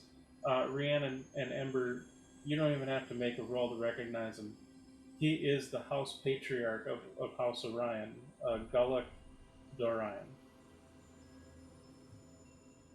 And as the picture I use for him, imagine George Clooney. George Clooney? Yeah. Oh, okay. Ocean's 11 George Clooney. Okay. At least that's the picture I used, because why not? Because why not? Because why not? And you see, he's like, welcome. Is this the... and you see, actually, Romeo is sitting on his shoulder. He's like, welcome. You must be the crew of the Berezaya Argia, my apologies. Please come in. I am Gulluk Dorion, and I'm happy to receive you. Come this way. I follow him. Same. And let's see, 1, 2, 3, 4.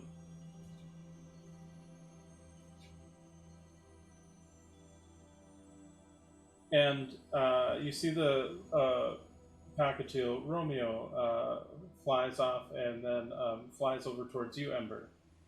He's like, and is fluttering in front of you. Is, may I escort you, beautiful woman? By all means. And so then he lands on your shoulder. He's like, right this way. And then proceeds to So is there a Mrs. Romeo? Are you flirting with a cockatiel right now, Ember? Why not? And then it is a cockatiel. And also, hi, I'm a bard. That's fair. That's fair. Just here in the background, Barca just goes, sure, Ember gets to hang out with a cool winged creature. I'll just sit back here by myself and drink it. Rhiannon is still holding Barca's hand. Yeah, hold on. Hearing that. Hang on, let me turn off this avatar thing. There's a thing that has to happen. Okay, so here's the deal. Gavin, hearing that, walks over to Barca, looks up at him, and says, hey, I feel really shitty about how everything went down, and I've been sitting here feeling sorry for myself for the last couple of days. Go on. Can I get drunk too? I just assumed everybody was drunk at this point. No, the fact that there's 3 of us indicates that you're drunk, not we're drunk. I had 3. Okay. Yeah, here, and he hands you a bottle of... I don't know if you know. I have no idea. I've just been picking up random things and drinking them at this point. It's legit like Goblin Moonshine from down below. Yes. Goblin Moonshine. That's what I have my side of the goblins doing, just making moonshine to keep me going. I mean, we could probably sell it and make some decent money. Like, truthfully, yeah. It's very, very select and elite. Oh, yeah, we got fancy bottles. Moonshine made on the great Berezaya Argia. Ooh. Okay, you do realize that that's like one step away from selling y'all's bathwater at that point. And no, it's making moonshine. It's like me-flavored water. Goblin moonshine. Goblin moonshine. You think that doesn't involve using bathwater? I don't know how you ferment bathwater, but they figured it out. Well, and probably involves them using... They take a bath. Yeah, let's not go there. Anyway. So, yeah. We already did. Gavin is going to partake, although he is going to be very careful not to get 3 sheets to the wind. He's definitely going to get a good buzz on. 2 sheets. All right. Two And sheets. at the Two. at the at the end, Barca just awkwardly kind of grabs Gavin's face a little bit, not hard, but your cheeks do kind of go that, and it's okay, Gavin. Riri told me you're not always the smartest person in the room. I think, but I neither is mean- Barca. So, Rhiannon is right there, so Rhiannon's like, that is not what I said. Sorry. It doesn't change the fact that it's true. Amaya's like mind linking to Rhiannon, like, I hope you know that you're in charge of keeping both of them under control now. No, I'm not.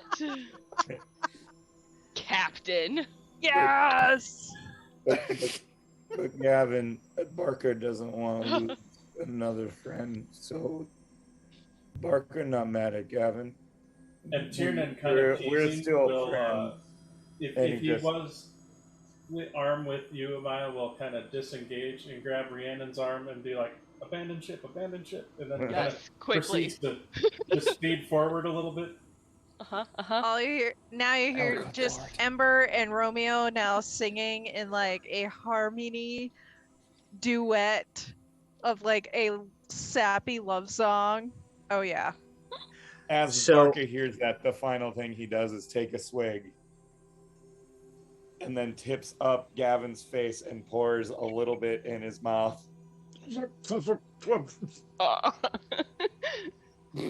Takes So his eventually you hand off. arrive to a That's kind okay. of a dining area. You see there are a couple of different platters of what appears to be fruits and whatnot, and a like a bowl or two of like a cream. You see there are some different cooked slices of cooked meat, maybe of a porcine variety. And you do see there are several. Oh, it's raining. Yeah, Sorry. it's raining right now. It's I really was weird. wondering what the hell that noise was. Yeah. And there are several like carafes of a, for lack of a better term, kind of a sangria-esque drink. So what you're saying is there's literally a pork buffet. Yeah, pretty much. I look up at Barca. Should we clean them out? Mhm. Do it. Barker doesn't want to clean, but he definitely wants to eat all that food. That's kind of what I'm talking about, buddy. Sweet. Oh, okay. Save some for everybody else, though. use Let's your be mindful that there are other people that are not. And Barca literally just walks up and probably kind of pushes people aside and just I did. Good luck, He's- Amaya. He's had a day, guys. He's Had a day. Had a rough couple days. You will see that Gavin is kind of following in his wake very surreptitiously, like managing his portion control. Excellent. See, Gavin can Like he's handle Barca. he's letting him take a lot, but not an excessive amount. Fair. Yes, he's certainly proven that in the last couple of days. Also, he's a Anywho. growing boy. Tiernan. I still Where have we my going arm is through not here, Tiernan. preferably. And when you say his name, he looks up at you and then looks down at Rhiannon's arm. Is like, yes, dear. Proceeds to still hold on to Rhiannon's arm, like, Mhm. yes, Captain. Dear Captain. Yes. Yes. Amaya will kind of What? extricate herself from Tiernan and go, I think I'm going to go familiarize myself with this new location and kind of stride away from him purposefully. Oh, you're in trouble. And he just kind of leans over to Rhiannon and goes, I am going to pay for that later. Yeah, but you'll enjoy it. You so are. You'll enjoy every minute of it, and you know it. Truth. Yeah. Shall we? And then he proceeds to grab a thing of sangria. And as you're sitting there, you see everyone. As Gullick kind of makes sure you're all set up, and he mentions like, I have a few other things to attend to, but there will be a few other guests arriving, and then we can kind of discuss. But for right now, please feel free. I would ask the animals that you see on board the island are actually employees. So I would ask that as long as they are not dealing with you in a hostile nature, to please leave them to be as well. They're employees? Yes. Yes, Romeo is actually one of my first employees of the natives of this area. Romeo, Would when's the love last to time hear you got more a about that. raise? And you see Romeo looks over and goes, like, I do not need the money if I am getting my sustenance being in your beautiful countenance. Romeo needs a raise. And Romeo and I will discuss that at a different time. That being said, they are actually employees, and just to be aware of that. They, much like Romeo, they can speak. Awesome. Yes, through various magics and hefty amount of ruby dust. Yes, they are all able to speak typically in the common tongue, although a few, like Romeo here, has excelled and has maybe learned a few other languages. Oh. Parlez-vous français? And he says, "Oui." She says in French or in Elven. In Aendarian, yeah. Right. I understand you have duties. I would love to learn more about this when you have the time. And I would be happy to show you. And you see like three birds kind of come in, and they almost crash into each other as they kind of are all kind of making a beeline for Gullick, but they manage to sort of veer off, and you see just kind of, guys, come on. And then he kind of holds his hands up, and then they eventually do kind of land, and it's like, and you see they kind of like one at a time kind of hop up to his ear and start whispering something, and then he's like, okay, go do this, and then the one like flies out and goes, as you see, I have some matters I need to tend to. We'll show you everything in just a moment, but please feel free to pardon me. And then proceeds like, yes, I heard this. And he... Oh, new magic stuff. Rhiannon is excited. Oh. So is Ember, but so out of character, in a this is an totally old different character way. of mine that's... Yeah, no, I know this is one of yours. And he in making him for 5th ed, he took the Awaken spell. So he just awakens animals. Yeah, and then one by one. Holy crap. I love it. I love it. Actually, there's probably more animals currently right now on the island than there are people. But yes. I believe it. Because, you know... Oh, no, Barca. Oh, Barca is gonna... No. There's something interesting that I don't think... You're going to see an interesting, like, reaction with Barca in animals. Like, he's used to talking to animals. True, yeah. Because he actually can. Yeah. So there's a subtle confusion in Barca on why everybody else can hear the animals, but he's too drunk to really connect the dots. But That's just fair. for flair, just for flavor, just so we all know. Well, and admittedly, to add to the drunkenness too, Barca hasn't quite recognized the fact that the animals are speaking common as opposed to the animal noises you normally kind of make when you're speaking to animals. Oh, you're on mute, And Becca. it should be noted, Barca is not used to such big sentences. He's used to being the smart person in the room when he talks to animals, Oh unless it's no. an eagle. So, Fair. like he's not connecting that, but there's that there's probably going to be eventuality. But That's fair. Probably roughly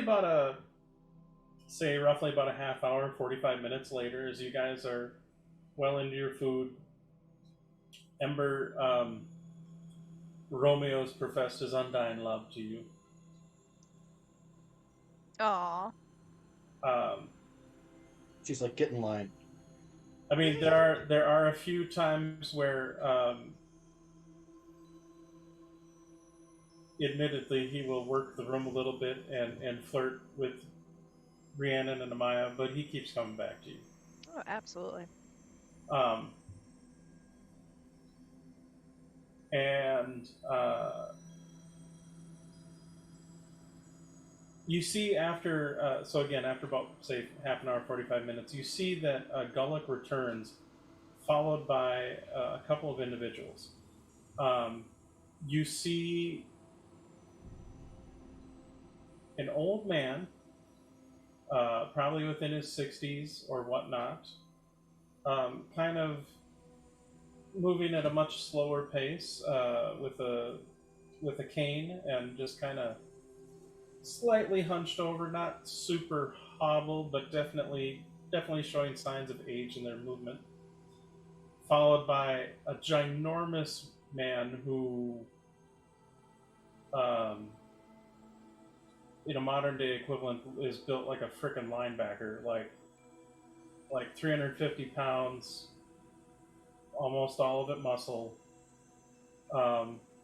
Also middle aged, but definitely like Arnold Schwarzenegger middle aged, like still looking fine. And is wearing or has a sword and kind of a baldric on his back that looks like a great sword, if I recall. You see the older man, gentleman, has like maybe a little dagger on his belt, but doesn't seem too terribly armed. And then you see two other individuals that are almost having... you can tell that they just, especially Rhiannon with your high insight, tell that these two individuals have just coming off of a bit of a fight that they sort of curtailed as they came around the corner. But you see this half-elven gentleman and elven woman. The elven woman has kind of this purple hair. They're both drop dead gorgeous. They're she in a lovely dress that shows off all of her femininity. He in a very sort of kind of rakish sort of doublet that is unbuttoned, with the shirt that is left open to kind of show off a little bit of the manly chest. He's got a rapier on his side. And definitely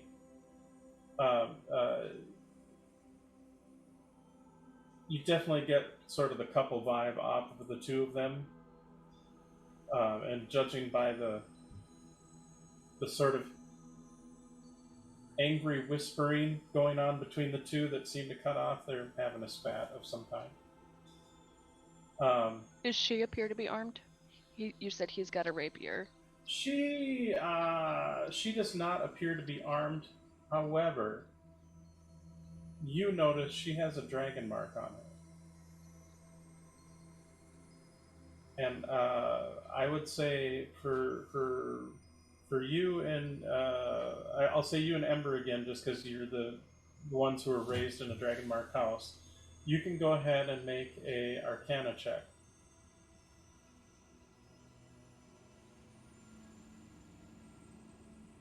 26. 11. It is not. Okay, so it is not of any of Dragon Marked House. Oh, really? Ember, you think it's like an aberrant dragon mark. Right. Rhiannon, you know that it is not. Do I know what it is with a 26? You have only heard of such things and seen drawings of it. It is a dragon mark that should not exist, or at least has not, for 1,500 years. Over 1,500 years. It is a mark that the last known person to have it was a crazy half-dragon lich lady that lives up north, or used to. Who goes by the name of Vol. Like, it takes you a moment to process it, even you to process it, as you realize it is a mark of death, which was that particular line. A line that was wiped out by the dragon marked houses over 1,500 years ago, or at least supposedly wiped out over 1,500 years ago. Rhiannon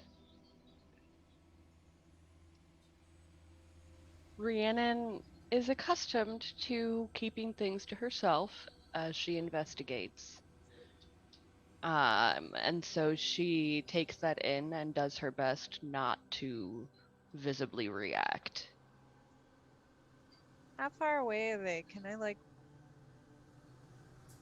I mean, you're all. They enter into the dining room. Figure the dining room's like, I don't know, 20 by or 30 by 50, give or take. So wherever you want to be within there. I mean, however close you want to be to them, wherever you guys sat down to eat. I mean, the whole table is kind of, or I should say, a good half chunk of the table is covered with the food. So maybe if you're sitting on the food half, you'd be a little bit closer towards the entrance as far as the long table that's spread out. But I mean, you can be wherever you want, really. No, I was just wondering if I can do kind of like a whispered conversation potentially without them overhearing. You can definitely do that without being too conspicuous. Oh, There's plenty of space. I would like to whisper to Romeo. Okay. So what's the deal with her? Oh, that is Captain Johnny and Zira, his wife. So they exclusive? I don't honestly know. Fair. You'd have to ask them. So they're from here? Well, he is from Aendair, and she is from... Actually, I don't really know where she's from. Admittedly, she kind of scares me. I try to stay away from her if I can. She scares you? What do you mean she scares you? I mean, like, she's hot. Yes, but she has a temper. Even hotter. Do continue. So he proceeds to explain what he knows of her. Rhiannon will hope that Gavin is not 2 sheets to the wind yet, and try to pull him aside, because he's the scholarly type. How drunk are you? It hasn't been all that long. Not very. Gavin. Not very. Not very. Love. How much do you know about the old houses? Is that a history check, Brian? Yes, it is. I'm trying to remember if Rhiannon knows whether Amaya is good with history or not. And you know 26. Ember is. With a 20, with a 26, I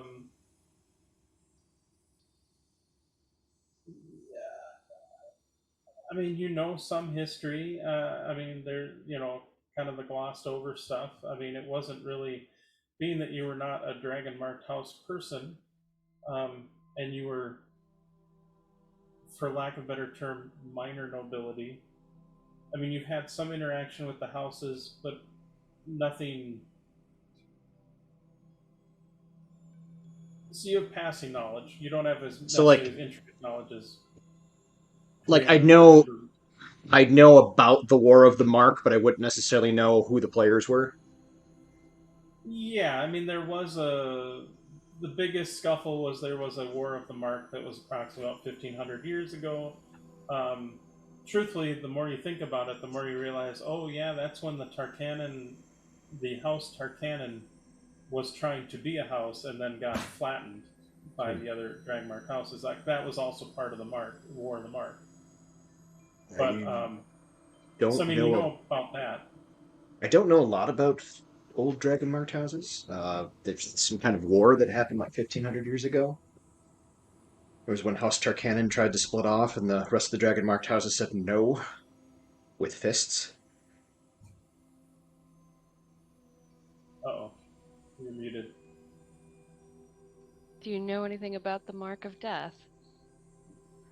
Well, my 26 extend to the mark of death. Well, as she says that, all of a sudden you feel a gentle pull on your sleeve there, Gavin, and you see the old gentleman's like, please, sir, be kind enough to help an old man to his seat, yes? Of course, sir. And he kind of looks over at Rhiannon apologetically. Do I have a suspicion? Oh, you know. Okay. Yeah, so he'll kind of look over at Rhiannon with, like, apologetically on this, because again, he's really good at deception, but he also knows his partner. So, like, it'll be apologetically on the surface, but she'll read, just hang on a sec, basically. Like, there's a thing. Rhiannon has suspicions. Yeah, I'll go help him sit down. Oh, thank you. What does Jasper want? It's like, perhaps, my dear, would you like to join us? We're about to, I believe, our good friend Gullick here is about to begin. Was that to me? Yeah. Yeah, I'll sit.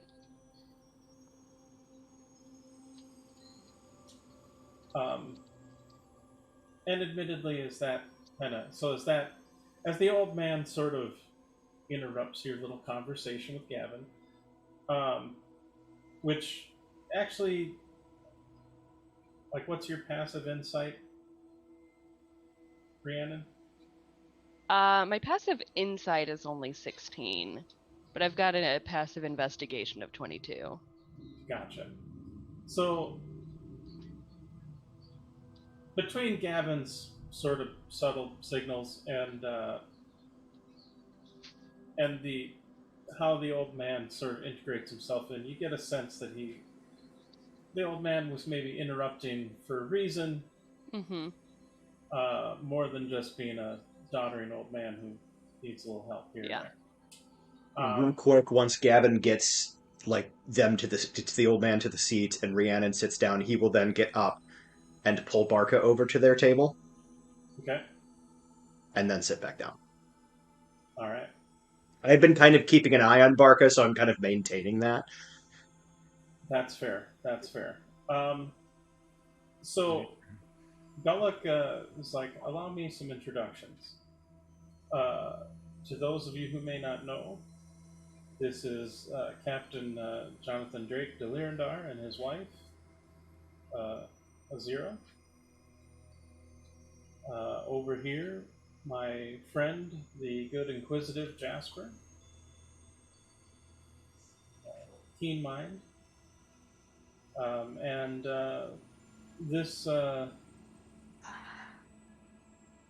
gentleman over here, motioning to the large gentleman who's, quite frankly, scooping up a bit of the meat in food and starting to have it. He's like, is my good and dear friend Tryon?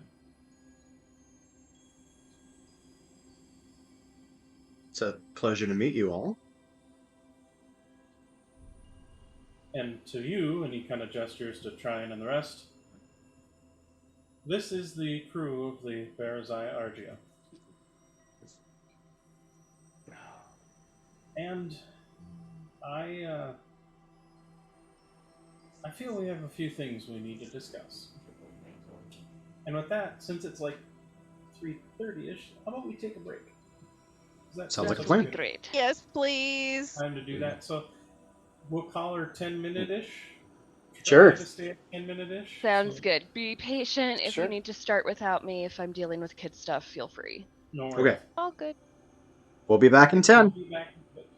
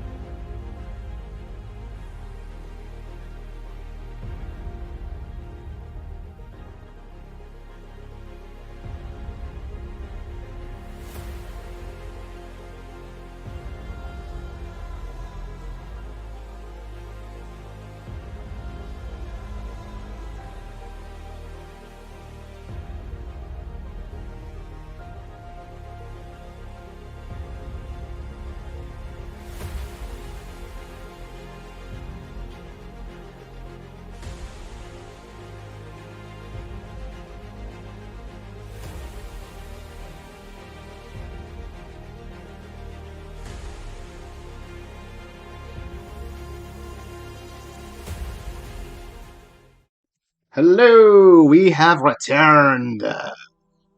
Hello, y'all. Welcome back. So we continue with after introductions are made. You see, Gullick proceeds to. It's like, so the reason why we've gathered here, Johnny and Tiernan are agents of House Lyrandar, and as you know, I'm somewhat still the patriarch of House Orion. Admittedly, there's been a lot of chaos recently with the ongoing war with Thrain, and there are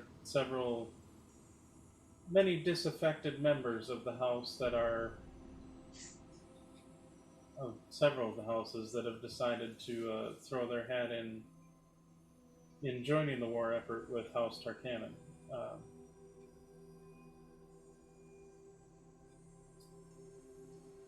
Part of the reason why you don't see many people here.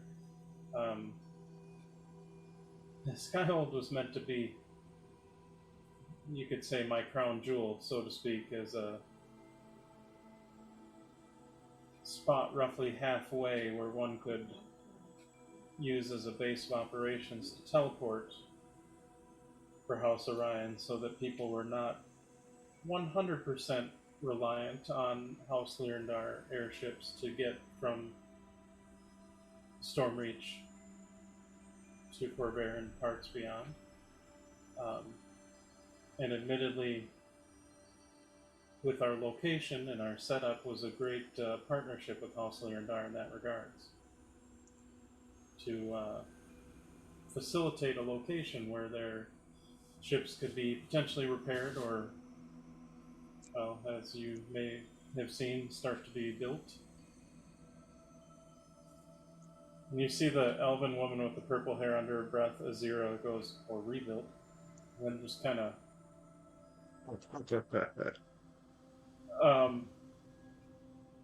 yes, at any rate, I have destroyed so many of Johnny's ships. And you see Gullick just kind of keeps moving on, mainly because you can definitely see Johnny's a little not happy with that statement. At any rate, with the current situation with the houses and whatnot, well, let's just say it's been an interesting struggle to keep the dragon-marked houses functioning in their original capacity, especially with the... And luckily ours was... My house, at least, was one of the less impacted compared to some of the others that were murdered by Thrain.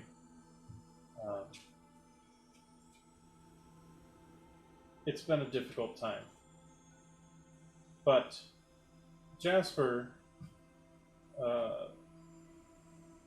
has made mention that there may be a bit more to things going on in this regards, and that you may have some more information regarding it, or that perhaps this group, the Dreaming Dark, are involved. At this point, Gavin just fully turns to Jasper and, like, in sort of a, because he doesn't actually have Thieves' Cant, but in sort of a roundabout way, and I'll roll the deception if you want to, he'll basically be like, and you trust these people?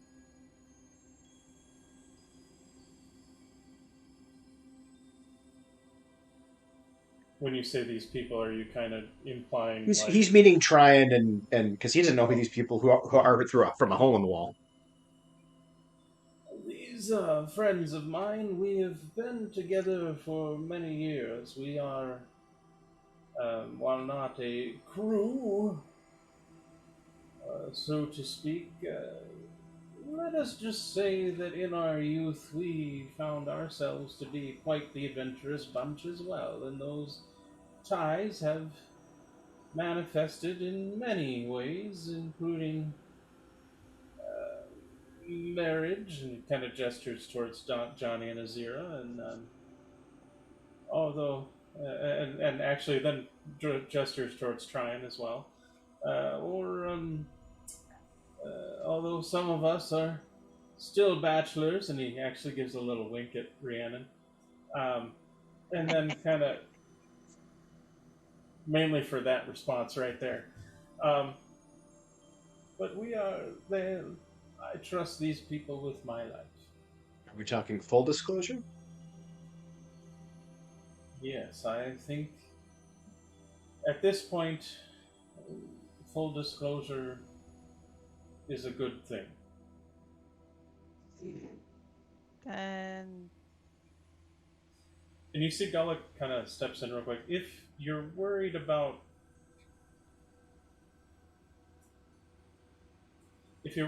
secrets, allow me to, I guess, do a sort of a little more explanation of introductions.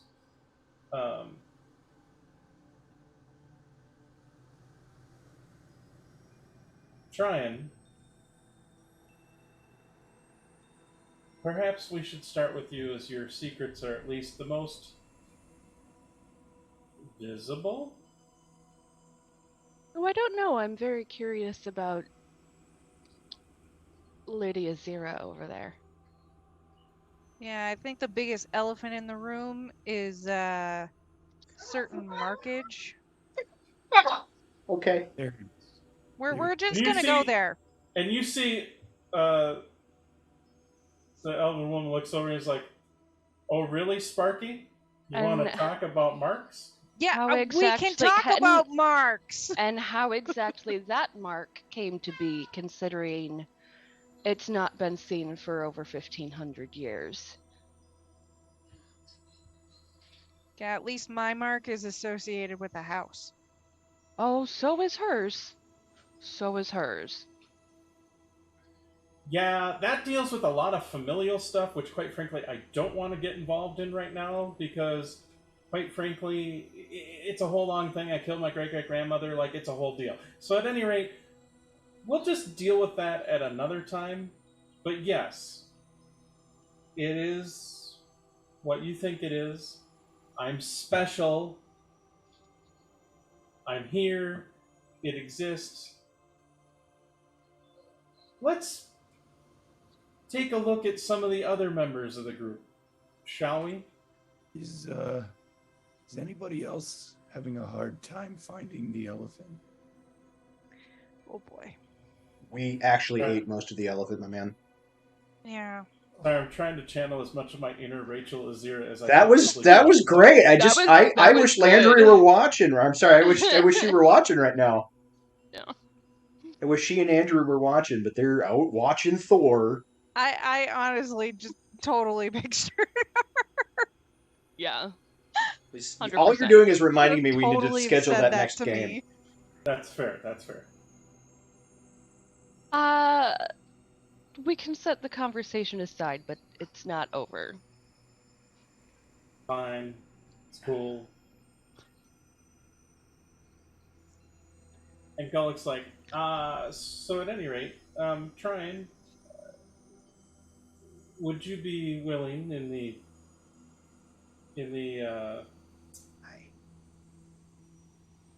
this, I guess, a camaraderie of accountability and transparency, would you be willing to show them your secret?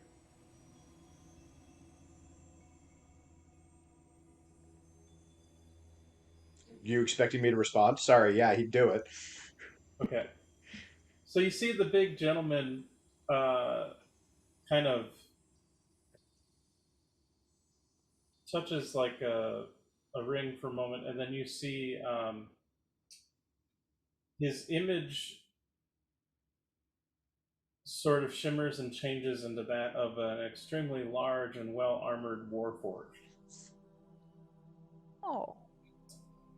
I would like to introduce you to Tryon, and the recently deposed Lord of Blades. You see the big Excuse me? warforged just kind of do one of these. You're the Lord of Blades. Thought you could be Well- bigger. So, not the original one, but up until a few weeks ago, the most current iteration. Hmm. And Hence the shrinkage. He was in the pool.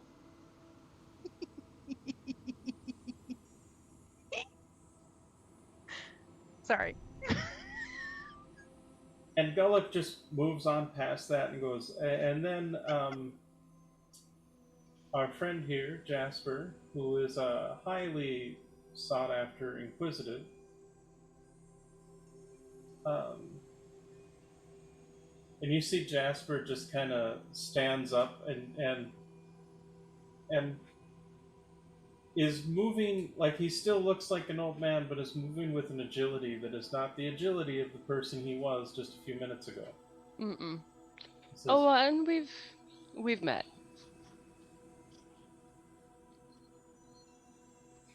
"Oh, quite good. Yes, I am this Jasper fellow that I don't know how much Gavin may have mentioned, but I am I'm a member of the Brelish intelligence. A high-ranking member of the Brelish intelligence."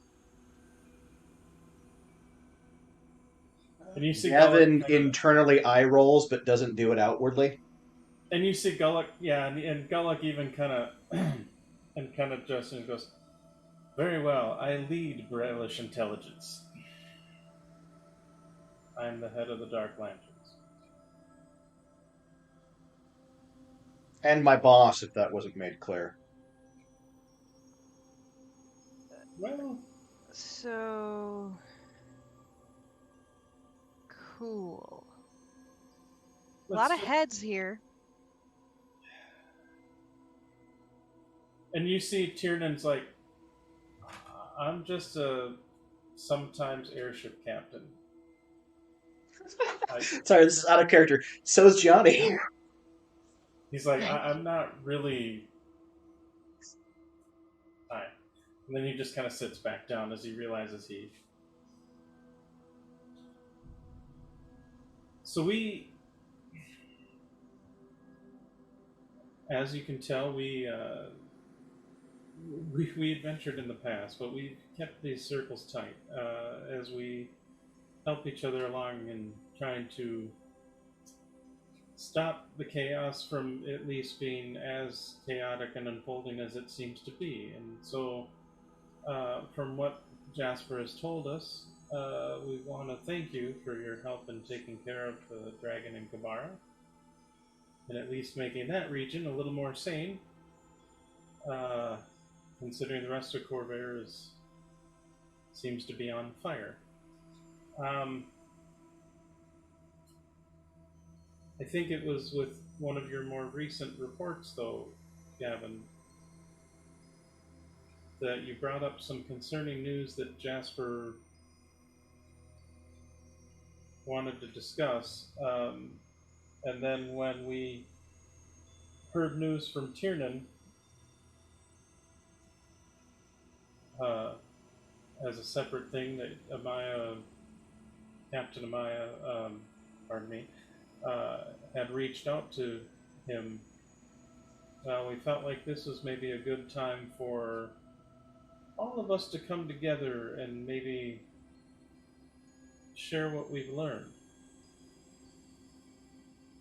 if you're willing. Gavin kind of shoots a look over at Amaya at this point and kind of does the.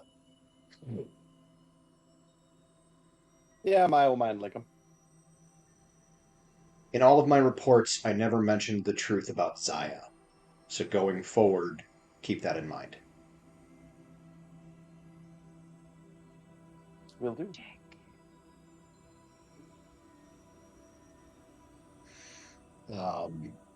Kind of look back at the group. Okay. And he'll kind of defer to Captain Amaya. How much are you comfortable sharing? Well, at this point in such company, I don't know if there is really much point trying to conceal much of anything. This group has the trust of people that we trust, so cards on the table. All the cards? What? That is your story to tell, Cap.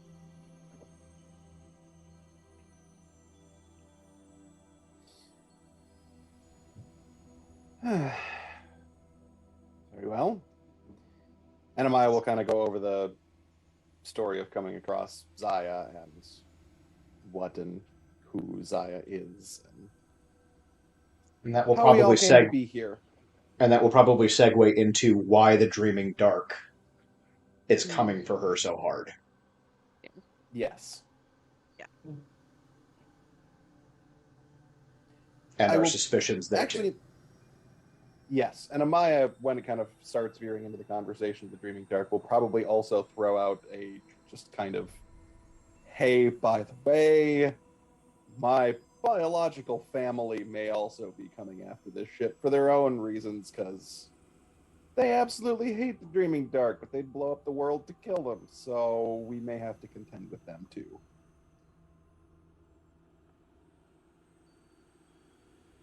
I see. Because they're fucking crazy. So yes, things have gotten rather complicated rather quickly. Also, full disclosure, and Rhiannon will kind of turn and be more obvious about the Sybaris mark.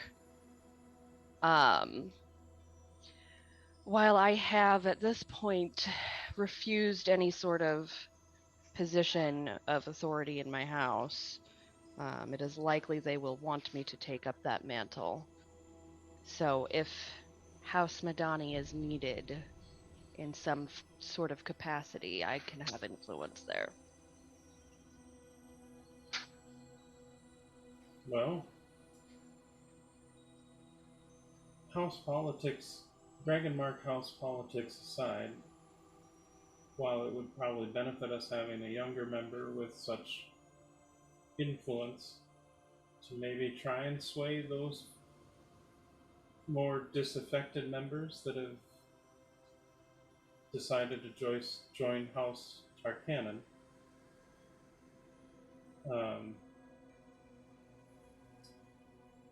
That may be something we may need to lean on in the future. But as far as our more immediate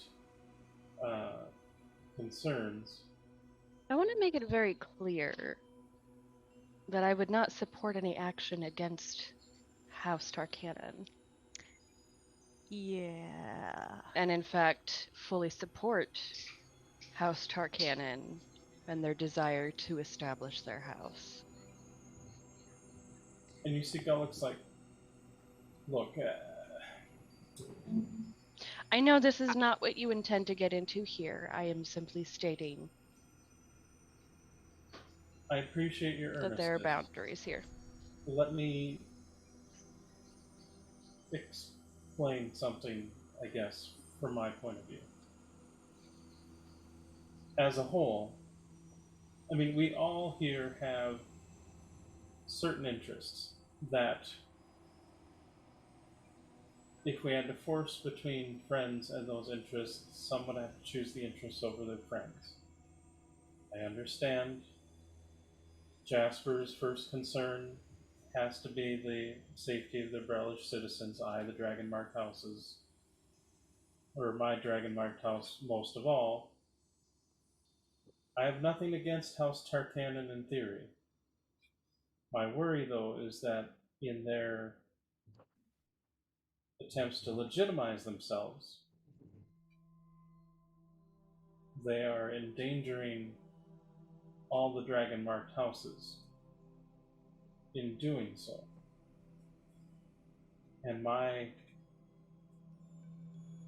And so I while I personally have no issues with House Tarkanan being a unit, as to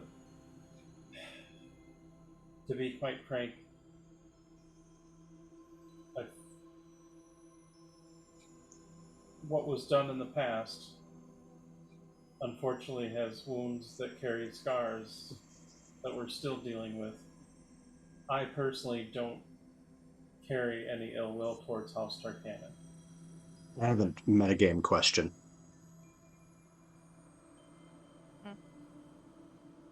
Yes.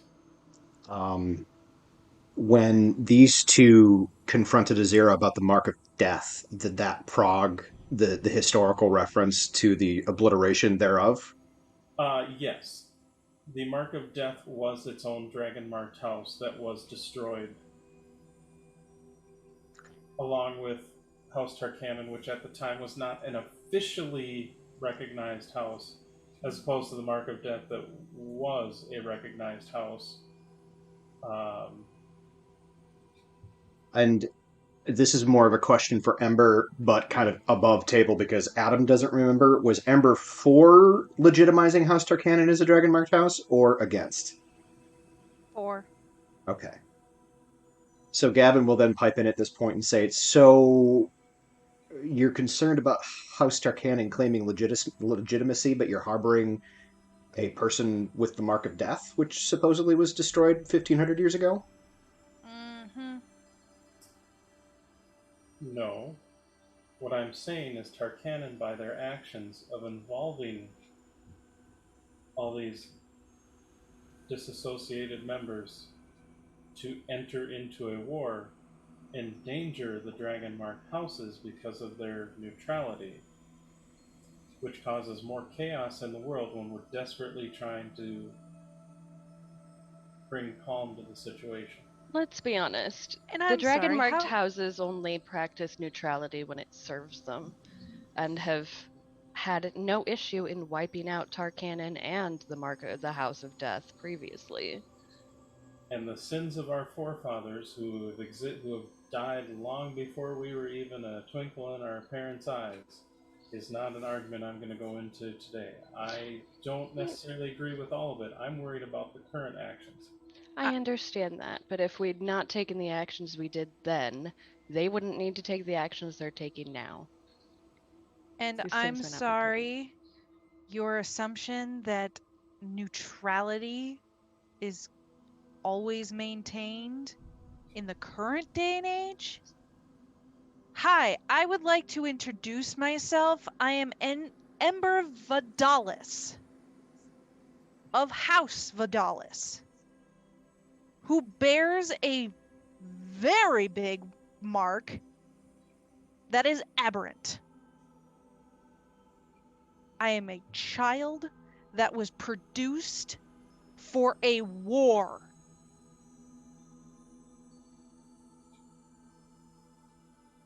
It is not past, it is present. It is very, very present.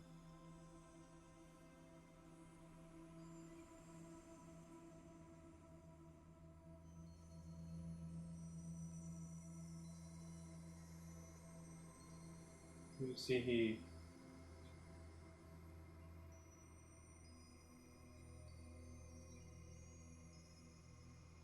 I understand we have many discussions that we'll need to have on this subject, judging by the people's thoughts and opinions regarding it. However, for the moment, can we all agree to table that discussion to another time? I sit. For the moment. Point is, the Dreaming Dark is coming after us in a big way. They're using the inspired and whatnot as is their wont. They have taken over people and friends and peripheral individuals to our particular path of destruction. Um, and honestly, I mean, we've talked about a possible theory that they're potentially behind the airship thefts. Sorry, I would have said House Tarkanan. I got into a mode. All right. So instead of a Dallas House Tarkan? Yes. Gotcha. Amber Vidalis of House Tarkanan. There you go. I would have made a bigger punch. That's God damn good. it. I like that. No. It's all right. Headcanon. It's fine. We're You're good. good. Headcanon. It's all good. Retcon, wibbly wobbly. It's all good. Well, and you see Jasper speaks up. Admittedly, we don't have much information on the Dreaming Dark, although some of my agents have been able to gather some information from the Kalashtar communities. Those that the Kalashtar have opened up to. Understandably, if they're it sounds like there's much animosity between the Dreaming Dark and the Kalashtar, or the Inspired and the Kalashtar, for that matter.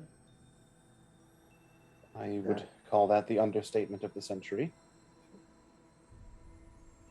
Or however long your conflict has lasted, which is literally hundreds or tens of thousands of years. Well, as far as the Quarry Spirits, tens of thousands of years. Kalashtar in and of themselves are, Fairly new. in the grand history of things, relatively new, Yeah. but still been around for a couple hundred years, I believe. I mean, Yeah, at least over enough for a here. number of generations. Yeah, right. I'd have to look at the books to remember the time frame, but I think it's less than 1,000.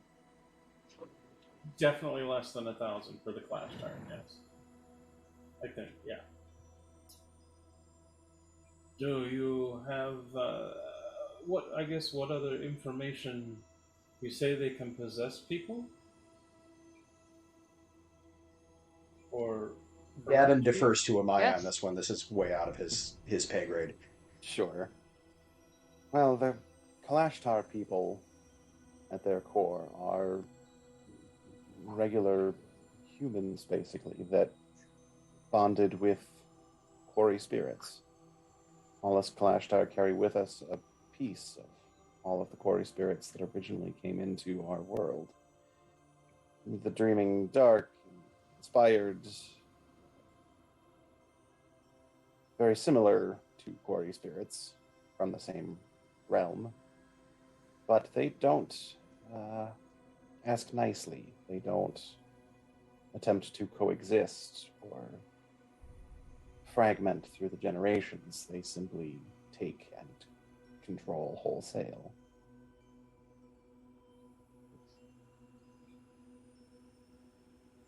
so theirs is a more parasitic bond?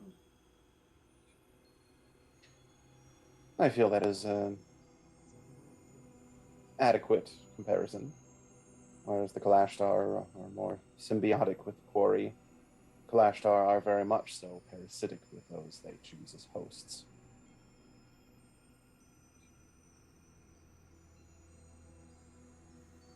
Well, that perhaps could explain some of the odd choices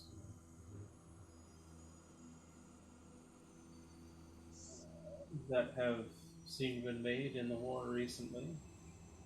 Admittedly, it does feel like there have been certain elements influenced, put into place or influenced by some sort of puppet master. Maybe they're taking advantage of the chaos of the war to stage some sort of nations-wide coup. Well, perhaps. I mean, if they can influence other people, perhaps possess a host, it is possible they could be influencing things discreetly. It sounds like that seems to be their modus operandi. If that sounds accurate, Captain Amaya. I would say it is consistent with them. Yes. Admittedly, with the nations trying to rebuild after the last war, I suppose they could turn certain chaotic events to their favor if they're manipulating behind the scenes. And then I would not be Jasper, surprised to see their hand in all of this. Jasper looks over and and shrugs and goes, "It's what I would do."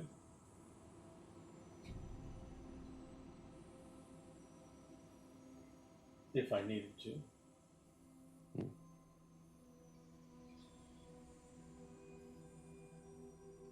Rhiannon is watching Jasper very carefully from her seat near him. Just trying to get a measure of him. And admittedly, it's a little weird because he's still looking like an old man, but he's removed the physical disguise as far as acting like an old man.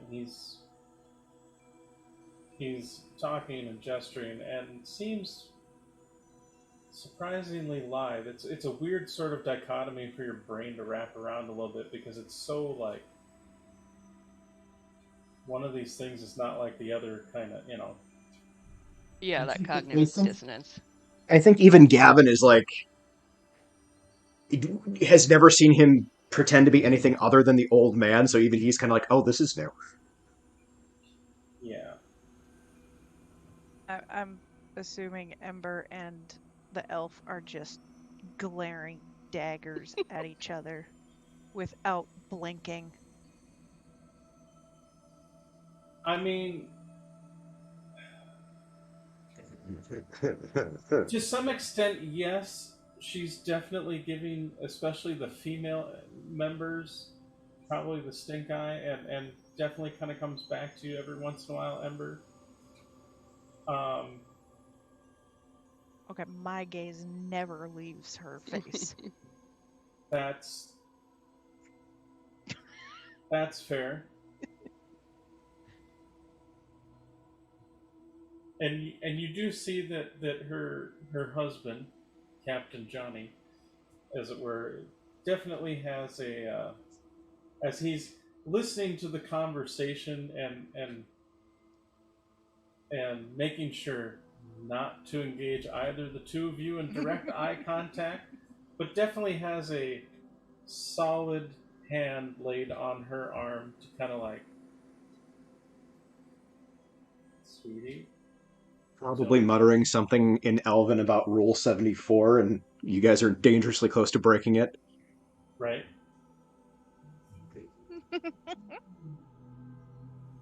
And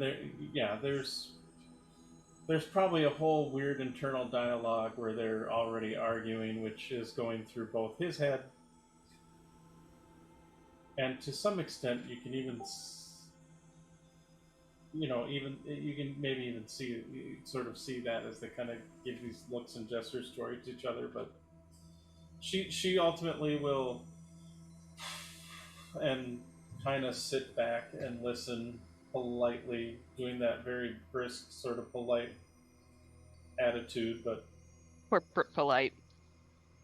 right, but definitely keeps side-eyeing you pretty consistently. um, and then so with that being said, knowing that they are after you and your group, which is a given at this point, um, uh, Tiernan had Captain Tiernan, and you see Tiernan's like, I don't have a ship yet. Right. then Tiernan, you see Tiernan's like, you can still call me captain. It's like, at any rate, Tiernan had mentioned something about perhaps aiding Lyrandar, I guess you could say, in the endeavor of perhaps allowing the use of your airship in some compassion, maybe even to try to regain control of some of the Lyrandar vessels that have currently been stolen. If that was what was implied, I might be slightly Well, overstating it. We were more offering our services to House Lyrandar to recover one or more of their ships. it is somewhat of a matter of interests aligning. Currently, with House Lyrandar not possessing many airships, they are more wont to get what airships they can.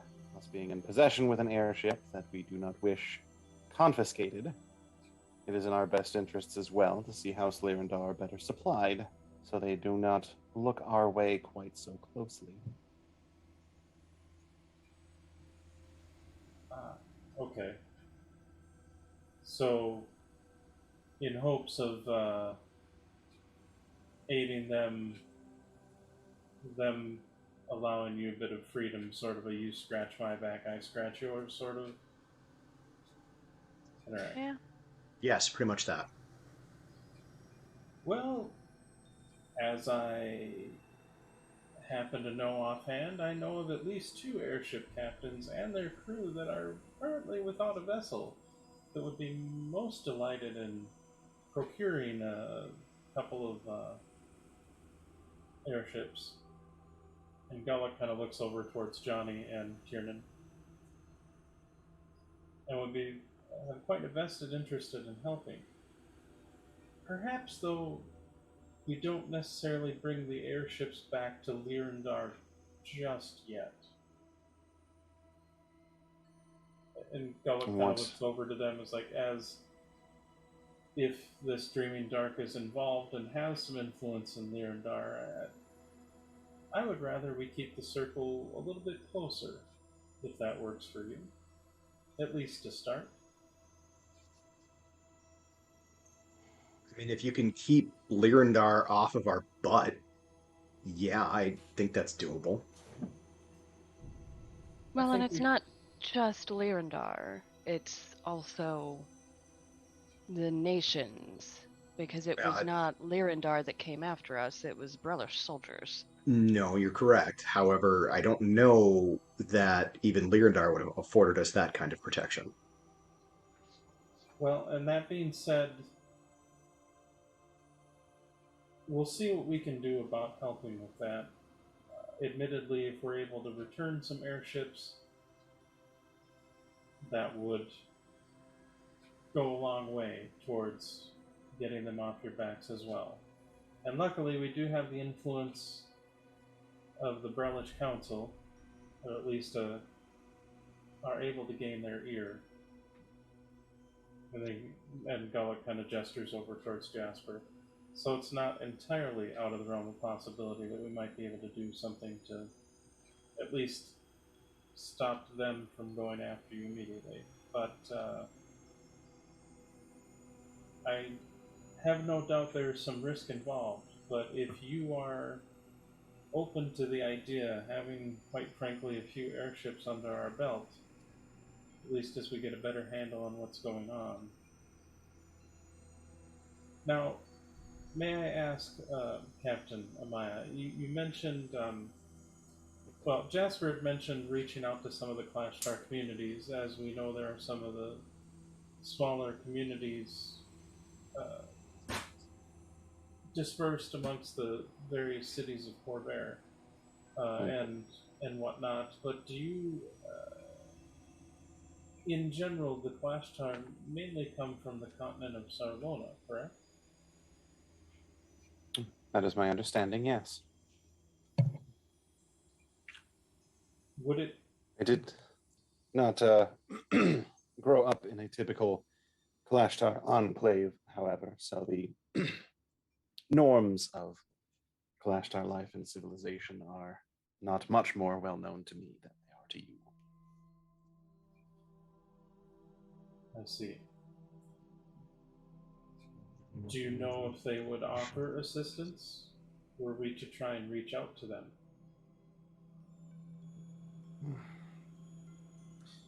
They would likely be willing to offer what assistance they could, presuming that it was not putting them in mortal peril or asking more than they could provide. The Dreaming Dark is no ally to the Kalashtar or the Quarry. Well, it may be something to look upon in the future. You see Johnny kind of slaps his hands on his thighs and gets us like, well, guess we got ourselves a plan. Because we got a couple of ships that are nearby that we know we would love to take off of the hands of one of those Dreaming Dark Lazar pirate bastards took. Because, quite frankly, my ship's going to be in dry dock for way too many months, and we need something to help with us now. So I am happy and all delighted, and we've actually got a couple of ships that we were eyeballing that we would love to take on. So if you're interested, have I got a deal for you?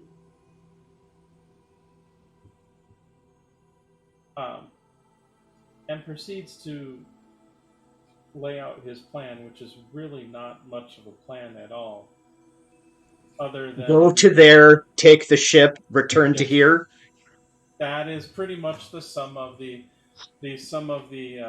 discussion. At one point, and actually, as you probably say that to him, he looks over and he goes, "Yeah, it's a great plan." And so it's simple, it works, and quite frankly, if any of the bastards that took it are Dreaming Dark guys, then you get a chance to whack them a bit too. So I call it win-win all around. What are your protections against being possessed by a psychic entity?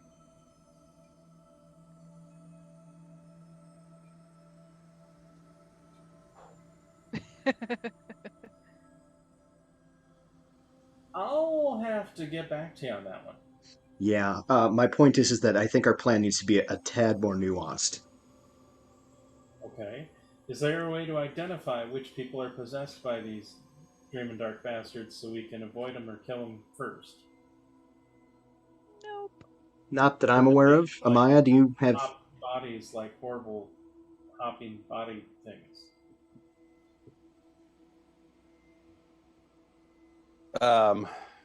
Maya's player doesn't really know offhand. I know we have kind of figured out individual people before, but I think that was kind of them revealing themselves more than us Yep. figuring it out.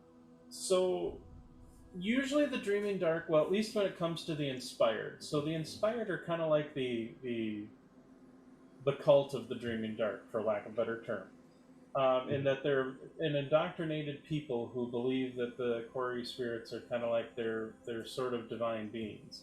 And so they kind of willingly allow themselves to be possessed. That being said, as a separate entity, the Dreaming Dark itself can sometimes force their possession upon somebody when they're dreaming if they get if whatever confluences are right to then intercede, or if they get their inspired minions to set up a situation where they're able to try and possess a target. Granted, it also matters on whether or not the target is weak-willed or not, as those who have a strong sense of will usually do not get taken over unless under extreme rare circumstances, aka Telemon.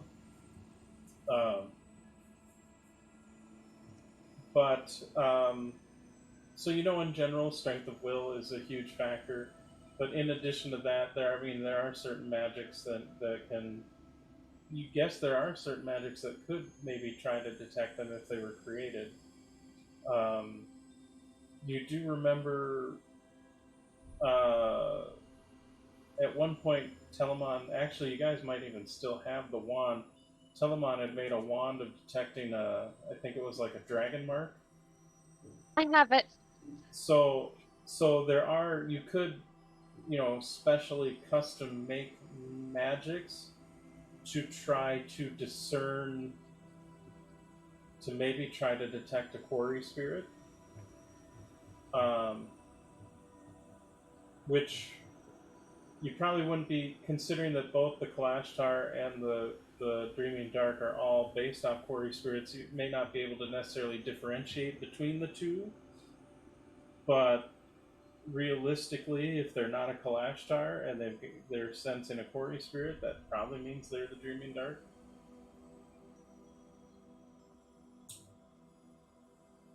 The trick would just be maybe either taking the time or resources to try and make it. Which, granted, it's like a modification to detect magic to some extent, so it's not like it's a hefty spell. It wouldn't necessarily take a buttload of time. But also, like most things, it may have limited uses or whatnot. It's not necessarily a perfect thing, but it's definitely something that could be done. Fair. Would I know, with that information, would I know, like, how long it would. So, like, I get detect magic just because I'm a Madani. Um, would I have some sort of understanding of how long it would take me to create something like that, like a wand of detect quarry? So yeah, I mean, it would be considered like probably like a common magic item in terms of its power, because it's not. Mhm. I mean, it's not necessarily a high level spell.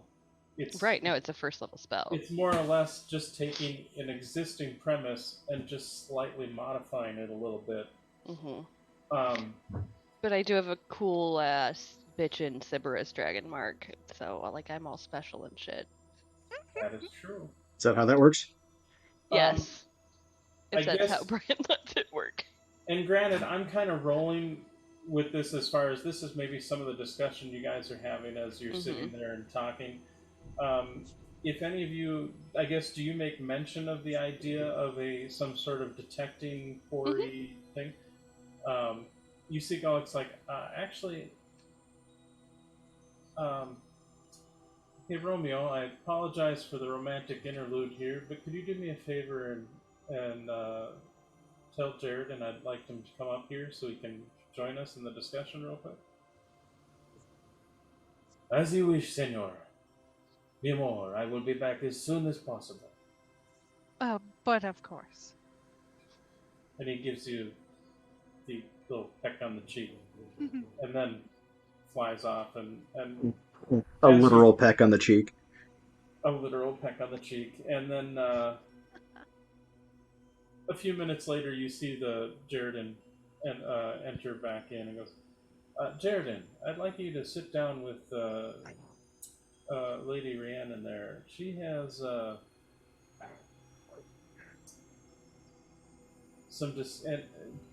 and you see Jaredin looks over a little confused and goes, she has some discussions about a magic item, and you see he perks up at that. It's like, oh, and then proceeds to head over and sits down. It's like, yes, and then kind of, and his homunculus comes up and he grabs his little like clipboard and his inkwell, and it's like, what are we trying to craft? And so he, Put our heads together. Yep. yes. Um, so yes, he figures he can probably hammer something out relatively quickly, as it's a very simple spell. Um, and for that matter, if you would be interested, as you maybe mentioned the Sybaris mark, and it's like, yeah, you're really cool. Um,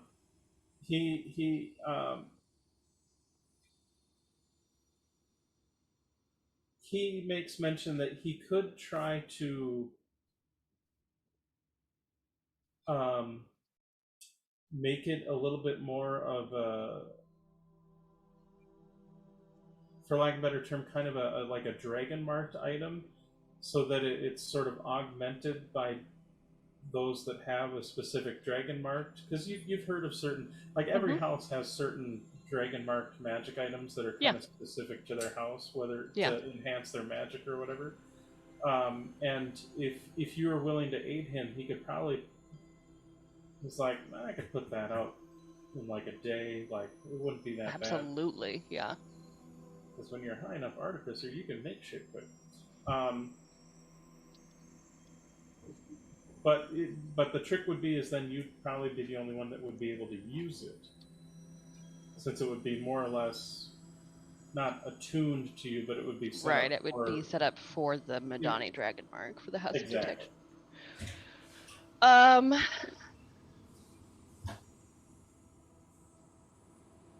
Yeah, let's do it. Okay. So at some point during the conversation, and granted, there's it is evening. The discussions still start to go a bit later.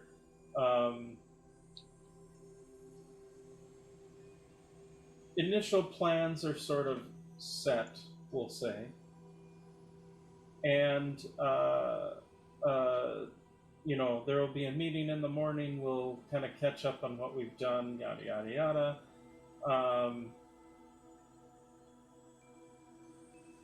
Jaredon actually just kind of suggests to you, Rhiannon, if you'd be willing to join him at least to start. I mean, if you don't mind going to bed a little bit later, he could at least get started on the designs, since he's got a House Madani marked person here, and obviously you have a lot of knowledge of things Madani-esque, and may prove a lot of insight. And yeah, no, she'll absolutely go with Jaredon and however long he needs her for.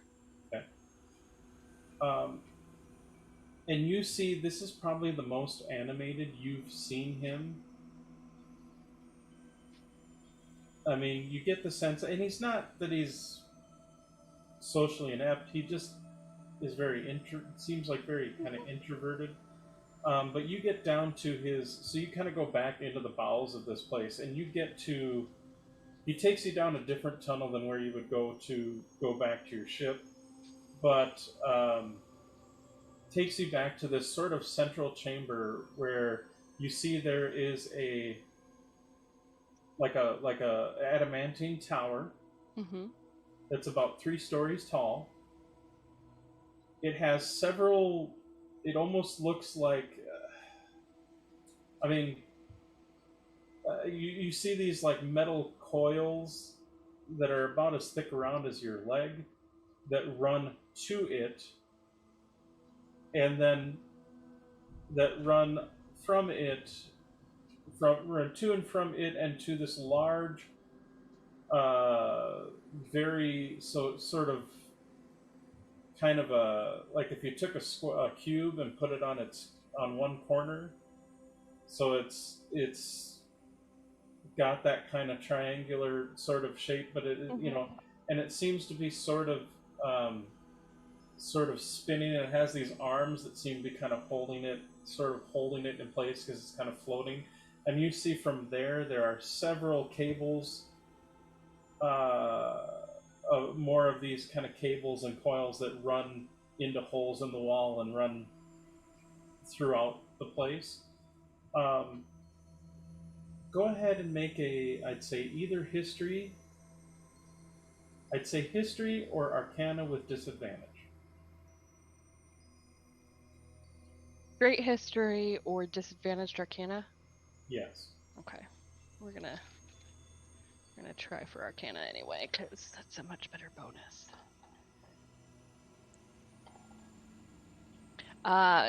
19.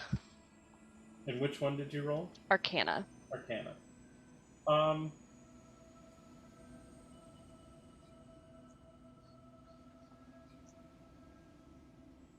You don't know what this is, other than there's a lot of power coming from it.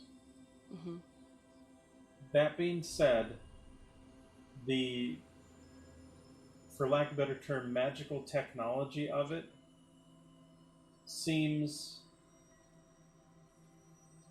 not necessarily new. Okay. In fact, in some case, and parts of it are like some of these like arms that seem to be sort of containing the sphere, or not the sphere, the cube. Mm-hmm. Those look a bit more modern, and like the cabling that runs out through the walls looks a bit more modern. But the cube itself and some of the other bits and pieces seem very old. And in fact, while you can't quite place that, being your analytical mind, you do realize that like some of the stone platforms and whatnot are a different style of stone and look much older than the hewn area Mm-hmm. that you're at. Okay. Now, like the adamantine tower, that looks That's quite frankly shiny and new. Like Yeah. other than the whatever dust is on it currently. okay. That being said, you helped Jaredon begin the process, and now you kind of see that he's definitely, when it comes to making magic, he's like a kind of a savant as far as that goes, because he's Yeah. like talking things that even you're kind of sitting there going, like, you have to take a moment to follow the path and process. Mhm. It's not that you don't understand it, but that he's just going so quickly from A to Z that you're like, I'm on M. Can you go over the next three letters? And go, sure, and then proceeds to go A through Z again, and like, like he's just kind of Yeah. on that level. But he does say, like, you realize it's starting to get, you know you're getting tired. He's kind of going with sort of frenetic energy. So at some point you kind of, or he gets to the point where you're like, is it okay if I go? And he's like, oh yeah. Sorry, I should get this. You're good. You can go. If you go, well, I mean, your ship is. If you go out that and take a left, your ship is that way. Otherwise, go up and go back to the manor house. I got it. Thank you so much. I appreciate it. Absolutely. And I will make my escape. For the rest of you, is there, other than kind of catching up, hatching a plan, whatever, what have you, is there, at least the beginnings of a plan, is there anything else you want to do for the evening before we move on to the next day? I mean, honestly, Gavin is probably up quite late with whomever, just kind of going over where they're going, like just the logistics of not the plan that was proposed, because that was garbage, but the specific logistics of the specific logistics of what they're trying to do. Sure. I would So- probably be up for that conversation as well. Okay. So they had been kind of keeping tabs on a couple of airships that